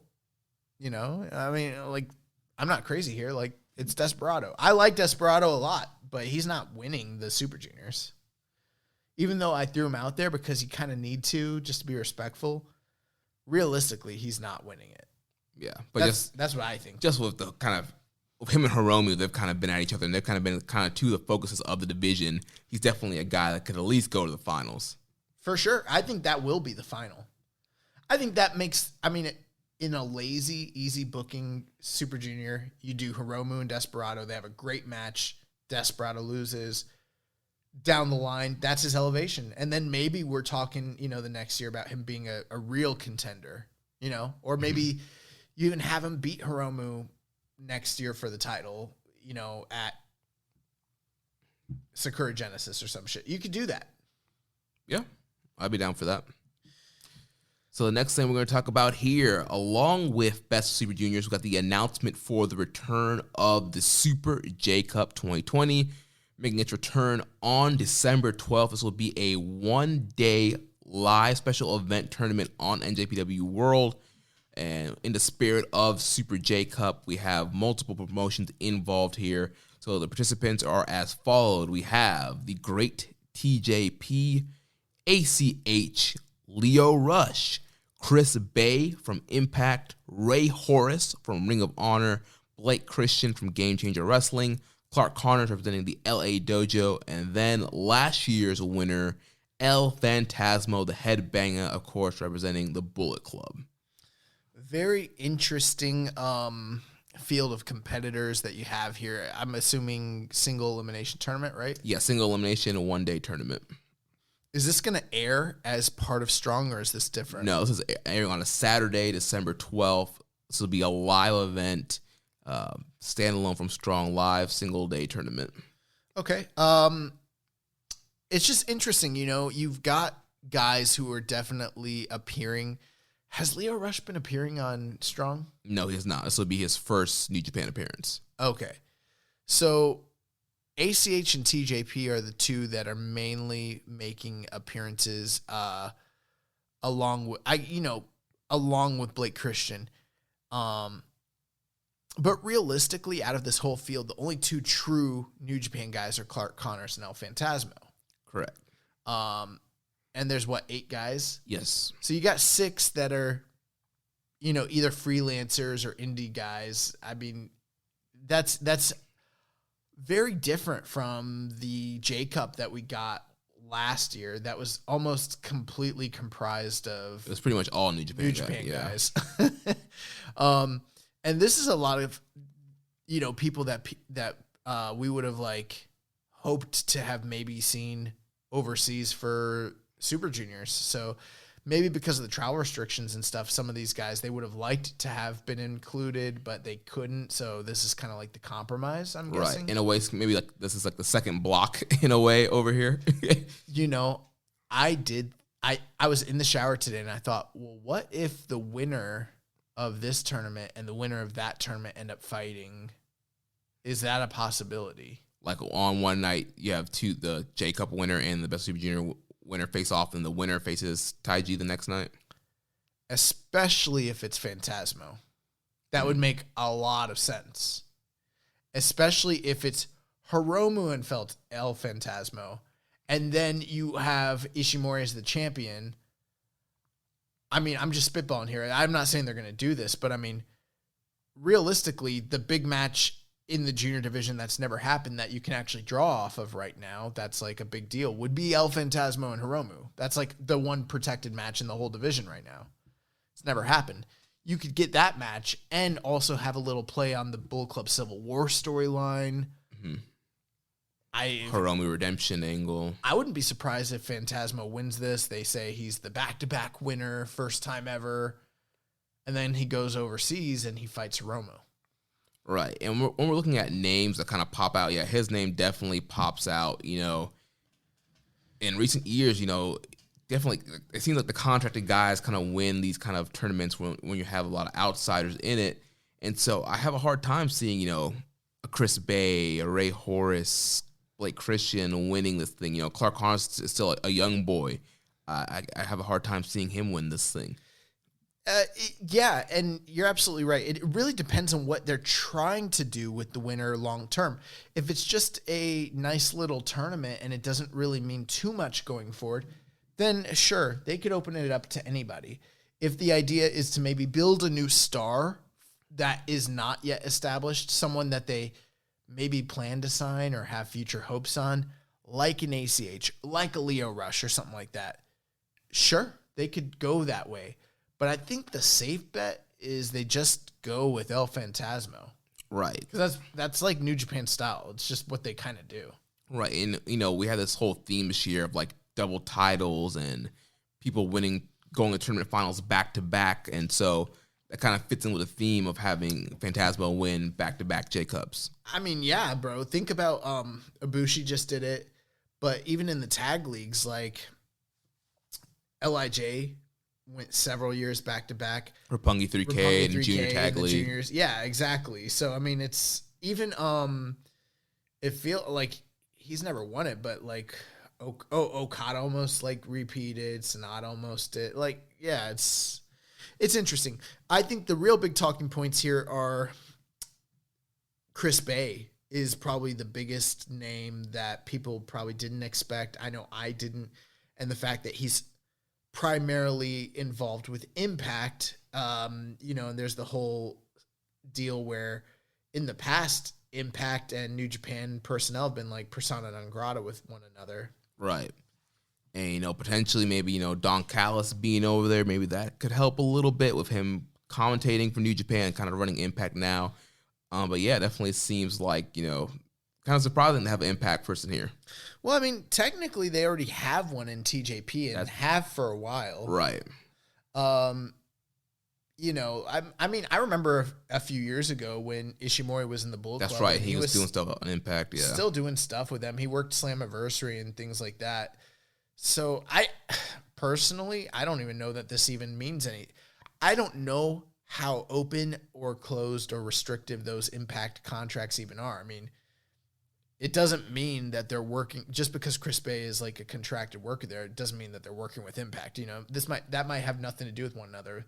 Then again, we've seen that they've been willing to include talent from all over, the U.S. and the Indies on these strong shows. So, I mean, I'm not too surprised by this at all. Yeah. Well, we got a bunch of questions about the Super J Cup. Let's dive into that. Holy crap. I didn't even realize. Yeah. So first from Rambo and Slam Pegasus with the news of the Super J Cup returning in a different format this year, one-night tournament live on NJPW World. Do you think the powers that be at New Japan took the concerns and complaints about last year to heart? The field looks good. It should be interesting. Is it surprising that the Forbidden Door to Impact opened before AEW? I don't know how much this is like a response to complaints about the prior year. Maybe it is, maybe it isn't. It feels like, I don't know, it feels like they don't know what they're... Honestly, if you want my honest opinion, it just feels like most of the time they don't know what they're doing with New Japan of America. And so they just do tournaments because they don't know what's next. Right. So we're doing Super J Cup. Yeah, I don't feel like it's so much an answer to last year, because I think the biggest complaint last year was just like the production of the show. And the marketing. Yeah. And so, yeah, they're doing some marketing here, but... I don't even know if fans will be there. Probably won't be. It probably won't be fans. And so I don't think anybody was complaining about it being a multi-day tournament. It was just... Well, people did complain about the fact... I think what he's mentioning is we've got a diverse group of talent from different places. Right, that is the one thing, yeah. And we didn't have that, and people complained, and now they're kind of like making up for it. Yeah. Also, no Amazing Red. That's right. Sort of hoping we'd get him in this. Right, Red hasn't wrestled since January. No. So. Yeah, man. So,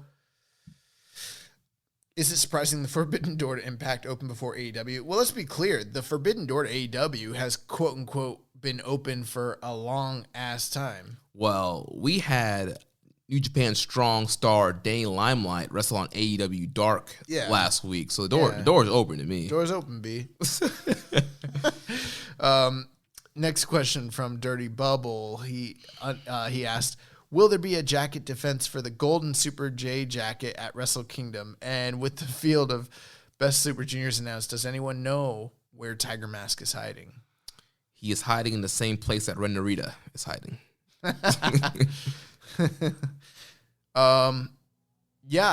Last year, El Phantasmo won this, and they gave him that golden jacket, and he was sporting that for a while, and we haven't seen it in a while. I think that man should come out with that jacket every night. Or during this tournament, every match, and wear that shit. I'm sure he's probably at least going to go to the finals. Yeah, and that man, if he wins, he'll be so obnoxious to wear 2 gold jackets. Bro, 2 jackets. Double jacket. ELP 2 jackets. Oh, double gold jacket. Yeah. Next question here from Just a Little Bear 01. I know you hate fantasy booking, but I will make this one simple. If you could swap one guy from the Super J Cup into the Best of Super Juniors field, who would you pick and who would they replace? Great question. I actually really like that question quite a bit. Do you want to go first? Let's see here. I can go first. So if I was going to put one guy into the Super Junior field, I think I would pick Leo Rush, and I would swap out Leo Rush for Kanemaru. Okay. Yeah. Interesting. That's interesting. Why? Well, Leo Rush, that would be just a fresh face in that New Japan Junior division. I would love Leo Rush and Hiromu, Leo Rush and Sho, Leo Rush and Hiromu, Leo Rush and Eagles. There's a lot of great fresh matchups. Leo Rush and Taiji Ishimori. All right, well, you don't got to sell me on Leo Rush. Why are you bringing Kanemaru over to the Super Juniors or to J-Cup? Well, I just figured I like the matchups with Leo Rush with all the other guys there, and bringing Kanemaru over. He's a guy who he can have a very good match in the opening round and be eliminated, and you don't really mess up the rest of the field here. Okay, all right. Like you can do Kanemaru and like ACH in your first round matchup. They can have a close to 3.5 star match. ACH wins, and you go on with your day. I like the idea of bringing Leo Rush over. I do. I think he'll do better in this single night tournament, given the group of talent that he has to work with stylistically. But yeah, I get that idea. This is a tough one.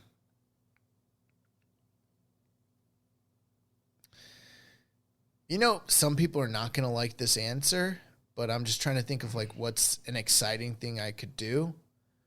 So all booking aside, because it's fantasy, I say fuck it. Let's switch Hiromu Takahashi with ELP. Wow. Put ELP in this shit. Okay. Leave him with Super Juniors. You know, he's never won it. Let's bring Hiromu over. Let's see Hiromu work with this group of boys and see how that shit goes. Got a Super J Cup under his belt. Yeah. Why not? It's not real. Just like wrestling. Hey. Oh. Calm down, sir. Kayfabe. Next. Oh, my comment on Reddit got 5 upvotes, 6 upvotes. This is crazy. What you comment on? Someone was asking if LIJ would be considered a heel stable, so I gave them the breakdown of what the stables actually are. So next question here from EMJ Does PR says, is Chris Bay opening the real Forbidden Door? And an early prediction for J Cup winner. Yeah, we already talked about that, but that's funny. I think ELP's winning. Yeah, ELP. It makes that's on paper it looks like the most sense to me. I mean, they could push whoever though. Realistically, Yeah. I guess it depends on what they plan to do long term. I wouldn't be surprised if like ACH won. That would be cool. Next question from Topher Lamb. He said, who surprised you the most out of the Super J Cup entries? For me, it was Chris Bay, mainly because they have highlighted that he's from Impact, and I thought that there's no relationship there because of Okada Gate. And he does bring up a great point. Yes, like I mentioned, we don't really know the situation, but the fact that they have highlighted. Right, they threw that logo on there. Yeah. And it's interesting, too, because they've got Ray Horace, who is working in ROH, and they've kind of highlighted that he's from ROH, and then they've highlighted that Blake Christian's from GCW, which is kind of weird, too, because Blake Christian's been working strong. Right, it's not like it's his first time. Yeah, so it's interesting, but I like it. It's also with TJP, ACH, and Leo Rush. What do they just have them as freelancers? Yeah, they didn't put any logos up for those so guys. they haven't put up like a line mark for anybody, really. No. Huh. Interesting. Yeah, I mean, I think for everybody, Chris Bay is the most surprising one. Yeah, I did not see that. I mean, I didn't see another Jacob coming, but then I definitely wouldn't have a picture that Chris Bay, of all people, would have been in it. And he's great. Yeah, he's awesome. I think someone that many people maybe are not counting as being like someone who's going to really impress. I think Ray Horace is awesome. Yes, I love Ray Horace. I don't know why this guy doesn't get as much buzz as your Ray Horace is fucking Ryu awesome. Lees, your Banditos. Like Ray Horace is raw as hell. We've seen him live before, and we see plenty of his matches on Ring of Honor and otherwhere. And bro, I've been watching him since Lucha Underground for years. Lucha Underground. Yeah, dude, Ray Horace is awesome, and I hope this is kind of a spotlight. I would love to see more Ray Horace in New Japan. Leo Rush is also another surprising one too. So yeah, and he's been kind of freelancing. He's done some GCW shows. He was at the Collective. But I thought he wrestled his retirement match, quote unquote. No, he said he was back. He started taking bookings again.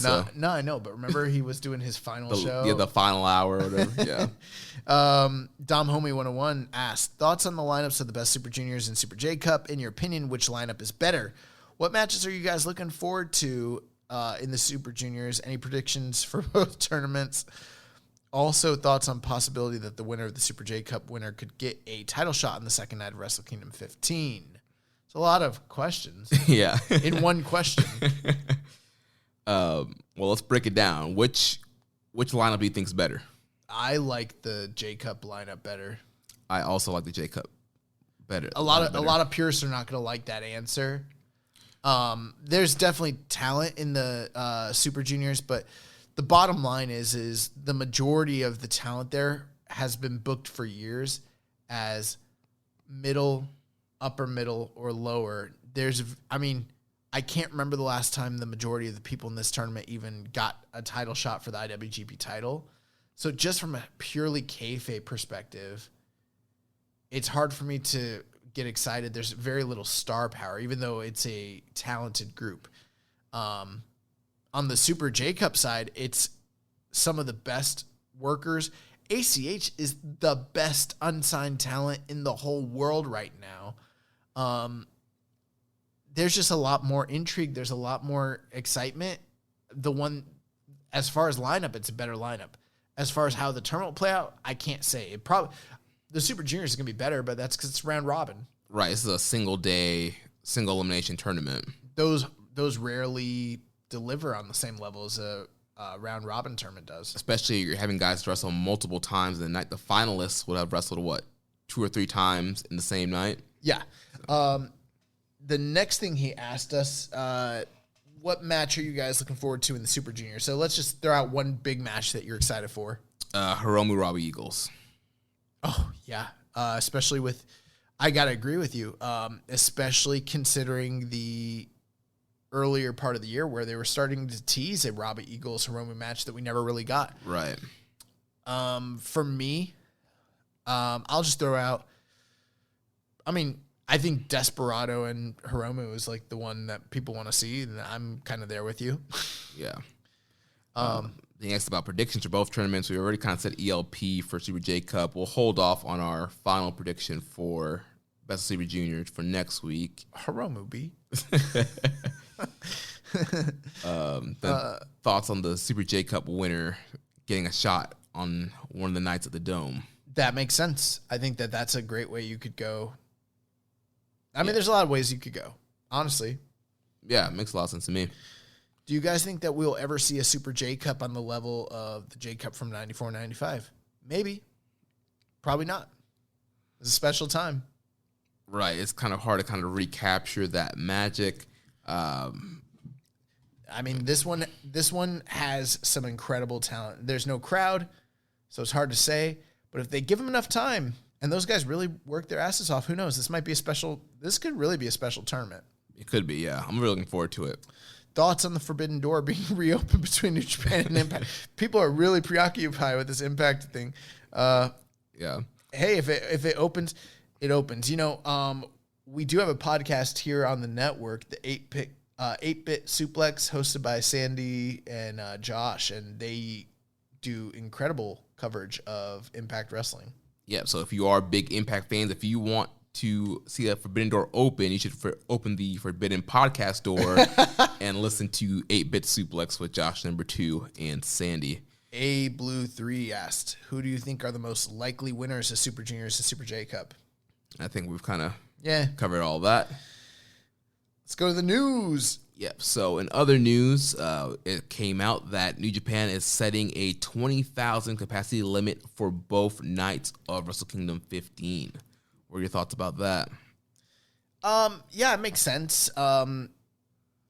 Super J-Cast's been kind of projecting that they'd heard that for a few episodes now, so it's not something that's completely been out of the zeitgeist, but it's just recently been confirmed as of last week. So, they're trying the best they can. I think that's part of the reason why they're doing 2 nights is, I think they will sell out both nights. We're going back to the early, to the mid 2010s, 20,000 capacity. But I think that's great as long as they can do it safely, responsibly. But yeah, they're essentially getting the same revenue for 2 nights of the Tokyo Dome as they would have gotten for 1 night. Right. But double the cost. So they're going to make less money still, but this is the best that they could probably do given the circumstances. Right. And we have a question here from Dom Homie 101. What are the chances we see a Wrestle Kingdom USA version in 2021 via NJPW Strong? I think it's highly unlikely. They're working out of that dopey, TV studio. It's a warehouse. Yeah. Can you imagine? Welcome to the road to US Tokyo. Road to Wrestle Kingdom in America. Wrestle Strong. Strong Kingdom. We're headlining with Clark Connors versus Carl Fredericks. Yeah, I think Wrestle Dynasty is what they plan on kind of being, the U.S. equivalent to a Wrestle Kingdom level show. And also they postponed it a year. We'll see what COVID's looking like come next August. But I think Wrestle Dynasty will be the NJPW of America kind of big sort of Wrestle Kingdom show. You know what they should do? Because they have the IWGP United States Heavyweight Champion, and they can't get that title over here. They need some sort of belt, so they could do the never openweight United States Heavyweight Championship. Is there anything more abysmal sounding than that? Oh, man. It'll be a red, white, and blue strap. Yeah. And it'll have Trump hair. In other news, on the plate. In other news, New Japan ended up profitable for the 2019-2020 fiscal year that ends on July 31st with roughly $2 million in profits. The company was on the verge of setting its record in January after the 2 successful Tokyo Dome shows. The company operated in the red from when it shut down events in February and likely still is given the huge declines in live attendance by playing at 30 to 40% capacity. Also, we had some stuff from Takami Obari, who's finally taken over officially as the president of New Japan. He did some media, and some said he made a mess up because he was very critical of Harold May, who certainly had his detractors within the wrestling and the office, but was popular with the New Japan fan base. In an interview with Tokyo Sports, Obari said that May was very skilled in fan services, dealing with fans, and described him like a setter in volleyball. Obari, when he was younger, was a high-level volleyball player, and so the job of a setter is to make the rest of the team look good, and he said that he wanted to be seen like a stagehand, a guy that the public doesn't know about or talk about, and the spotlight should be on the in-ring talent. No, false. Your job is to have a pre-show video package where you're in your apartment and the CEO calls you, and then you jump into action. You're in the shower, you hop out, you dry off, and then you run down the fucking, Dominion ramp like you're the Ultimate Warrior circa WrestleMania 6. Yeah, so clearly I guess we're not getting any Obari, run-ins here. Listen, all I know is when Kenny Omega was here, that's when we had Harold May. Now we got Obari. We don't got Kenny Omega. It's time to make New Japan great again. I put if I had voted, I would have voted for Harold May, but they didn't give me that option. Yeah, they didn't give you the right to fascists to smack down your vote for Uncle Harold. Any thoughts on Obari kind of throwing some shade at Harold here? I'm all for it, bro. I love feuds. Wait, this is an angle. Harold May is going to come back. We're going to have 2 brands. And Harold May will be the general manager of one brand. And Obari will be the general manager of the other brand. There'll be a draft. Bro, we already had that. We already literally had 2 presidents with 2 different brands on 2 different continents. What are you talking about? That was a shoot, brother. I'm saying we're going to have 2 brands in Japan. I get it. There's going to be 2 shows. New Japan Yellow and New Japan Blue. Yeah, there's going to be drafts. There's going to be superstar shakeups. That's cool. That's why we're doing 2 nights at the Tokyo Dome. Right. First night is for Yellow. Second night's for Blue.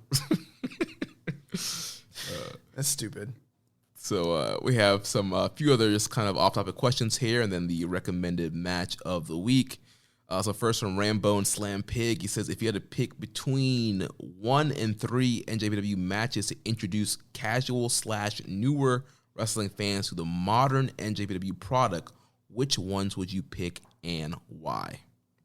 Well, I think my answers are going to start adjusting because my 2 favorite matches to suggest for this involve competitors that are just not here anymore, So the 2 I used to pick was Ricochet and Ospreay from Super Juniors, and then Omega Ibushi from the G1. But you can't do that anymore. So I mean, what would you pick nowadays, modern style? I think I would definitely show them Shingo Ospreay from last year's Best of Super Junior Finals. I don't know if that's as good of an entry mark for new fans, to be honest with you. When I'm looking, here's my thing. When I'm looking for something, I look for something that is so easily accessible for the non-fan to engage with. And maybe that one is, but that one feels almost too epic. Does that make sense? Yeah. A little bit too much. Right. I look for something that has a little bit of everything, and maybe that's a good one. I don't know. I don't think I would pick that one, but I'm not sure what I'd pick from modern times. I think I would definitely find an Ishii match to show. If they are keen on the violence. Some people are not keen on the violence. Right. I think that's a key thing, too. It kind of depends, like, what they're back. Like, are they completely new wrestling fans? Have they had any experience with wrestling? Have they watched, like, WWE or Impact or Ring of Honor? Like, what's their kind of... If I was going to show someone who is really keen on the violence and they just never seen anything, I would show them, like, one of the Ibushi, Ishii matches from the past couple years. If it's a UFC fan, maybe, and they're, like, really strong hitting kind of thing. Or like the lapsed wrestling fan, like they watched it years ago and they just can't get into like the new stuff. Maybe show them that. But for something that's like technically dazzling, maybe Hiromu and Ospreay's not a bad place to take him, because that one is just really incredible. Mm-hmm. From which Hiromu Ospreay? From the most recent one from Tokyo Dome. Yeah. I like to show people big show matches with big atmospheres, just to kind of give them a vibe. That's something that they're more accustomed to if they've seen WWE or AEW. And I like to show them something that is flippy-do, but also has good striking, something that kind of just has a little bit of everything, Yeah. That's kind of why I liked to pick Ibushi and Omega. Because that match... It was like a mix. You had the striking, you had the flips. It had everything. The story, yeah. It had everything. And that was a good entry point. Yeah, I don't know. I think most, like, from a modern standpoint, that's one I would pick, is Ospreay and Hiromu. Two big stars, big stage, great match, easy story. Yeah. Maybe Hiromu Ryuli. Maybe. Possibly. I don't know if I'd pick that one, but yeah, maybe. Next question here from Highest Fly Flow. What are your thoughts on Kevin Kelly's Destino call? I saw a lot of people on the Reddit criticize it, but I don't think it's as bad as they make it out to be. Yeah, fuck people who don't like that Destino call. What the fuck? Destino! Bro, it's incredible. It's just like soccer. Like, I bet those people want to build a wall or some shit. Keep out all us Mexicans. I don't know. You don't like soccer? You don't like the world sport? You don't like Kevin Kelly? The voice of a generation? My God. The voice of New Japan? Yeah, I don't know. I don't get it. I love it. I like it. Yeah, it definitely adds to the move and just to the moment. And bro, as fucking mid as Naito's been over the past years, he needs something to spruce him that's up. been a highlight. That's a highlight. Why y'all hating me? Fuck out of here. FOH season. Next question from Reddit user Viking Pain. Non-New Japan related question, but I'm pretty sure you guys have seen that viral clip of the guy jumping off the turnbuckle and snapping both of his legs in half. And I was wondering, since Young Boy is trained to be a wrestler, did he do something wrong or was it a complete freak accident? Oh, man. All right, give us your work or knowledge here. So, I don't want to say anything too... Obviously, this was a terrible incident that resulted in a horrendous injury, and the guy in question might be facing... I was hearing at one point it was double, but then now it sounds like maybe only a single amputation. Single father of one, I think I've been seeing some of those reports. No health insurance, over $200K in medical bills. When I saw that clip and I thought about myself, my stomach dropped. I'm not going to lie, bro. It made me nervous. But, like, here's one thing I will say, and this is just my own personal antidote. I don't do stuff like that yet. I do like some dive rolls and flip bumps and things that are somewhat risky, but I'm doing them in very safe, controlled environments with strength and training and spotting and everything like that. But the one time I did go up top for a high risk thing, during a training class. It was late at class, so we pulled out a crash pad. Mm-hmm. We have an awesome crash pad. Like the crash pad that we use at the Side Dojo is the same official one that they use for AEW. So it's high end. It's awesome. And I've never done anything high risk. So like I was like, Matt, what can I do? And he's like, get on the second rope and you could do like a dive. Or no, I'm sorry. A splash. Like a splash. And I was, all right, cool. I was like, I'm going to do a splash. No big deal. I've done splashes. Bro, I got up on the second rope. It is so fucking scary. It is so high up there. And like, for you guys that don't know, I'm a big guy. Like, I'm not like huge in wrestling terms, but I'm like almost 6'3". On the Florida Indies, you're huge. On the Florida Indies, they call me big man, bro. You know how weird? I don't even see myself as that big, and like I'll be training with guys and like, big man, get over here. And it's funny too because I trained with Rob Terry, the freak, the genetic freak, and that's a big man. This is the biggest man I ever saw in my life, bro. But so I can only imagine like what coming off the second rope for real feels like. But here's some problems I saw in that video. Number one, and I hate to criticize because, again, this was horrendous, but these were problems. Number one, I don't know if you saw the weight of the wrestler in question. Severely overweight. This was not a genetic specimen or someone that you would imagine coming off of a top rope in any sort of circumstance except in a backyard wrestling environment, which is what this was. So that's your first thing. The second thing, his legs were tiny. So like the weight to leg ratio, like something was bound to happen. The other thing too, I think there was a problem with him turning, you know? It's like if you're not, I don't know, trained or, you know, have strong legs and your upper body is so big like that, and you're not only are you like jumping off the ropes, but you're also turning. I mean, that's added torque. I mean, these are physics. Right. Maybe there could be other things at play that we don't know about, like bone, you know, density deficiencies, things like that. I don't know. Another thing, it looked like his legs were locked. Like just straight locked. Like, you know, usually when you come off of when there's impact, I mean, you need to have that force go somewhere, and if your legs are locked, it's gonna jolt up into your legs. I think that might have been part of it. But the one thing I haven't seen anybody talk about is how shitty that ring looked. Yeah, it looked like a cheap like backyard wrestling ring. Like, bro, that ring looked. I mean, I've never been in a really nice ring. I've only been in a training ring that is probably we're gonna be upgrading our ring because it's not up to snuff. Even still, like this one was like barely off the ground. There was no padding whatsoever. It was just boards. And that, I don't know, it didn't make a lot of sound. That looked to me, personally speaking, like it was a stiff ass fucking ring. Yeah.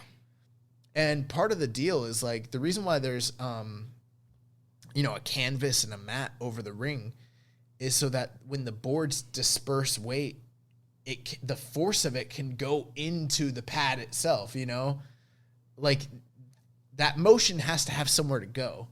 But if you just have a bunch of boards packed tightly next to each other on pieces of metal like that, I don't know, man. It just seems like the whole thing was a recipe for disaster. And dude, no one reacted. The guy no one was watching because he broke his legs and like he fell over, and you hear like one person, I think it hurt his legs. Right. And the referee's watching. The referee doesn't do shit. No sell. Nobody did anything. There was like 3 people in the ring, the guy in question included, and no one else, like from the outside came. I don't even know if there was anyone in the audience, is what I'm saying. Right. Like, I don't know what this was. Mud show. It was a mud show. And the one funny thing is, to me, when I look at this guy, I just say backyarder, you know? Right. Because he got hurt so bad, and no one wants to be like derogatory, and I'm not trying to be derogatory, I'm just telling the truth. Every single website that is talking about it, do you know what they're labeling him as? No. amateur wrestler, because no one wants to say he's a pro wrestler because he's clearly not professional. Right. But no one wants to be like this shitty backyard wrestler, broke his leg, because that sounds disrespectful. So, bro, they're calling him a fucking amateur wrestler. That ain't no amateur wrestler. I've never seen it. That man ain't no shooter. Bro, I've never seen an amateur wrestler that looks like that. So, anyways, that's my 2 cents. I mean, I want to, I thought about asking my trainer, but here's the thing. I didn't even dare bring it up in class because I don't want to put that, like you said, put that energy in there. Right. Be like, y'all see that dude broke his leg? And then today we're practicing jumping off the top rope. Bro, because we do really dangerous things every day in class, and you just never know. I mean, we're very safe. I haven't seen anyone get hurt. I've never been hurt, but you just never know. So I don't want to be the guy being like, y'all see that dude break both of his fucking legs? Like, nah. One last thing. There is a GoFundMe page to help this guy. His sister put it out there. I don't have the official link, but you can find it online very easily. So if you'd like to help him with his medical bills, that would be a good thing. And last set of questions here from Ready Dom Homie 101. He says, any predictions for the lineup for Tag League? I don't know. I mean, Dangerous Techers. Yeah, Dangerous Techers, probably. I'm hoping we get GOD and Finn Juice. Those are like... Well, there was a post of Tangaloa saying that he was in a new place for 2 weeks. Something like that on his Instagram story. So I'm assuming GOD's in Japan, quarantining. GOD, Finn Juice, ZSJ, or Dangerous Techers. Maybe some kind of chaos of either Hashi and Goto or Ishii and Goto. I have a feeling Golden Ace is not going to be teaming up. If they are both in the tag league, they're probably going to have different partners, I bet. Those are my predictions. I don't know. Maybe. I mean, we'll probably get Tenkozy. That's the other one I was going to say, yeah. Yeah, you'll probably get those 4 guaranteed. Yeah. And then there'll be some other kind of random... Probably Bullet Club. Who's in Bullet Club that they can kind of throw in there? Chasing somebody. Who's chasing Yujiro? No, they don't usually do jobber teams like that. They usually have one big name and one jobber. Yeah. So it'll be like... Yeah, one big name, Chase. Chase is not the big name. Chase is a pin eater, and Yujiro's a pin eater. I know. That's it. I don't know. He did have a non-wrestling question. What are Young Boy's thoughts on the Davis versus Cruz fight?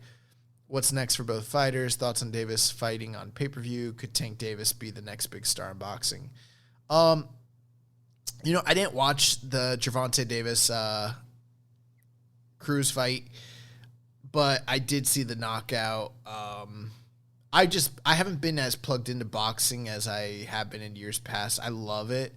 But Gervonta Davis is incredible. I would really like to see him fight. I mean, the fight everyone wants to see is him and Lomachenko. Obviously, Lomachenko just dropped the title to Teofimo Lopez, so there's something to work out there. But there's some other guys in the division.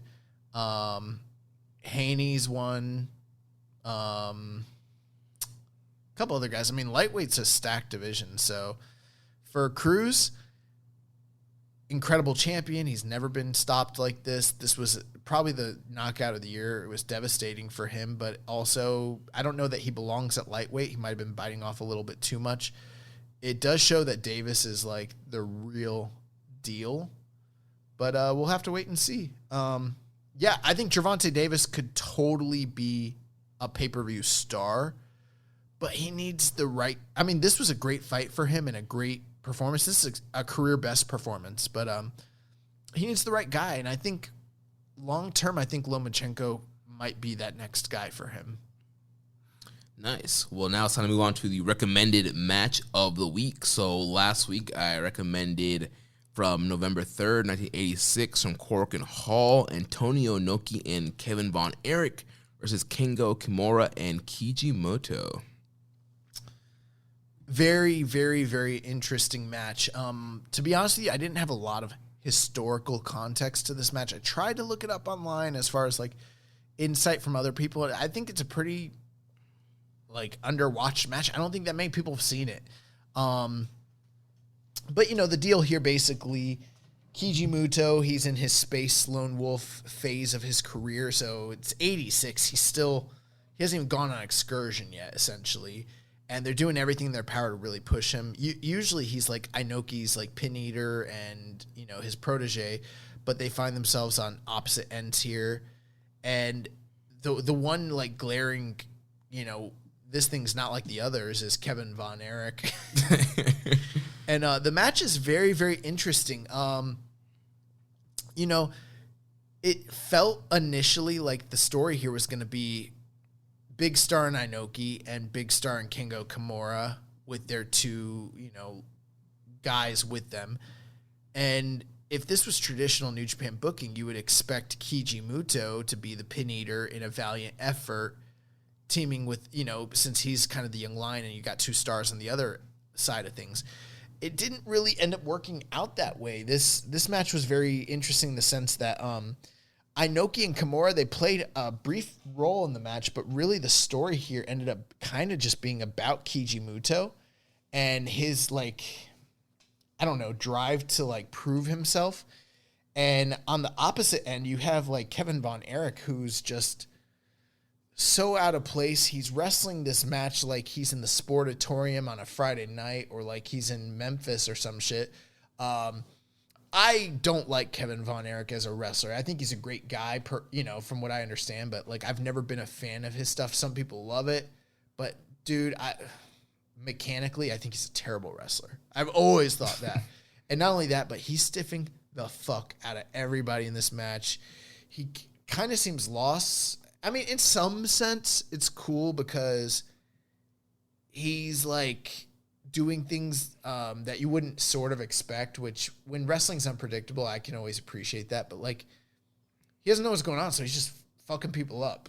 Yeah. Pretty much. Definitely a couple of sloppy spots from him there. And there's more than a couple of sloppy spots from him, but it's fine. He's just going to brawl.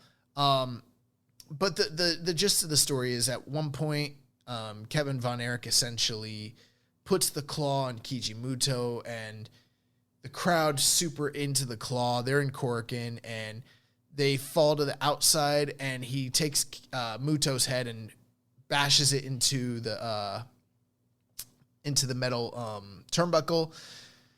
And if you've ever watched 80s New Japan, you pretty much know if you go into that turnbuckle and there's a bunch of young boys around you to kind of crowd you, that's a blade job happening right then and there. He comes up, pops up, and there's blood everywhere. I mean, this was a gusher. There's a reason they call it the Muto scale. And Kevin Von Erich just keeps putting the claw on him. And you kind of think it's a babyface and peril spot. You kind of think Inoki and Kevin Von Erich are cutting him off. They're beating the shit out of him. You keep thinking he's going to get to Kengo Kimura for the big, hot tag. Instead, what ends up happening is Kevin Von Erich is being cocky. He's being an asshole. He's starting to kind of be kind of wrestle like a heel. He's not total heel, but he's being foreign dick. And then suddenly Keiji Muto just rolls him up with a freaking small package. And it's 1, 2, 3, and the match is over.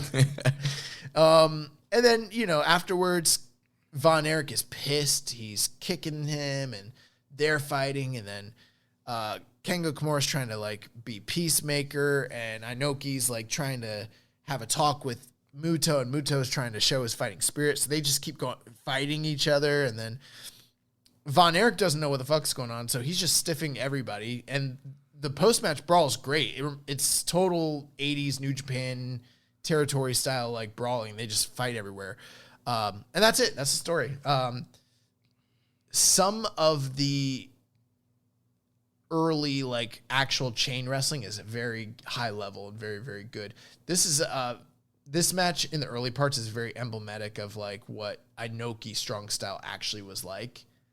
But, I like this match a lot. I heard the guys from Voices of Wrestling, really pimp this hard. I'm not as high on it as them. I think it's, a fun TV-esque quality tag match that's, really interesting and unique. But I don't think it's, a great match or anything. Yeah, it's not this epic, No, it's not. But it's awesome, and it's very fast-paced for the era and very bloody and very stiff, and I would recommend it. I mean, why not? It's not that long either. Yeah. It's a 20-minute video, and half of it's a brawl. Yeah, great post-match brawl. Yeah. So, yeah, I enjoyed it. I thought this was a really cool recommend. I'd never seen it before. You know me. I love Inoki. I'm all about Inoki all day. So, fuck yeah. And Muto was so... Bro, with his chain wrestling, he was so slick when he was young. Dude, and it's so crazy seeing, like, the signature spots, like, even back then, that the elbow, the moonsault. Bro, he did that moonsault and landed on his feet. Yeah. Yeah, he was awesome. So what is the recommended match for this week? I have what is heralded and lauded as one of the absolute greatest matches of the 1980s. So you took me to the 80s, we're staying in the 80s. And this one is completely different from this match. We have the All Monster Brawl from 1981. Stan the Lariat Hansen versus Andre the Giant. You've never seen this match, right? I don't think I have. Okay, you would remember it because it's the best Andre match on tape anywhere. Period. It's better than that Killer Khan match that I showed you. It's not a joke. Yeah. In the what's it called? Death Valley Driver video review, their 1980s poll for New Japan for their video project. This was the number 2 rated match out of like hundreds of 80s New Japan matches. It's one of my favorites. It's awesome. Nice. So that's recommended. It's match literally Godzilla versus fucking King Kong. It's a kaiju battle. Like it's Stan Hansen against Andre the Giant. Like it doesn't get better than that. And what was the date on that again? It's on New Japan World, but I don't know. It's from 1981. It's the only matchup of them on there. They for that year, there is one from 1971. I can give you the date here. August 23rd, 1981. No. Sorry. September 23rd, 1981. Nice. Well, that's the recommended match of the week, guys. Go ahead and check that out on NJPW World. And, of course, we'll be back to talk about that next week. Also, next week we'll be back to review Power Struggle and give you our full preview of the Best of the Super Juniors and World Tag League. So if you enjoyed today's show, please consider making a donation by visiting socialsuplex.com/donate and clicking on the donate button under the Keeping It Strong Style logo. Make sure you connect with us on social media. On Twitter, the show is @KI Strong Style. Our network is @SocialSuplex. You can follow me @Jeremy L. Donovan. On Facebook, we are facebook.com/SocialSuplex. On Instagram, we are @SocialSuplex. On Reddit, I'm the Pro Black Guy. Josh is Keeping It Strong Style. You can email me, Jeremy @SocialSuplex.com. Check out all the other shows on the Social Suplex Podcast Network. On Sundays, we have One Nation Radio, hosted with Rich Latta and James Boyd. On Wednesdays, we have the Ricky and Clive Wrestling Show from Scotland. Every other Wednesday, we have Grown Men Watch This Shit with Jeremy Tate and Chris Bryan. On Thursdays, we have the Grave Consequences Podcast with Caleb Baldwin and Maserati. On Fridays, we have the 8-Bit Suplex Podcast with Josh Number 2 and Sandy. And on Saturdays, we have All Things Elite with Floyd and Austin. Don't forget to subscribe and leave a rating and review. And we will catch you next week on Keeping It Strong Style, the ace of podcasts. Smack down your vote. Thank you for listening to Keepin' It Strong Style. We'll see you next time.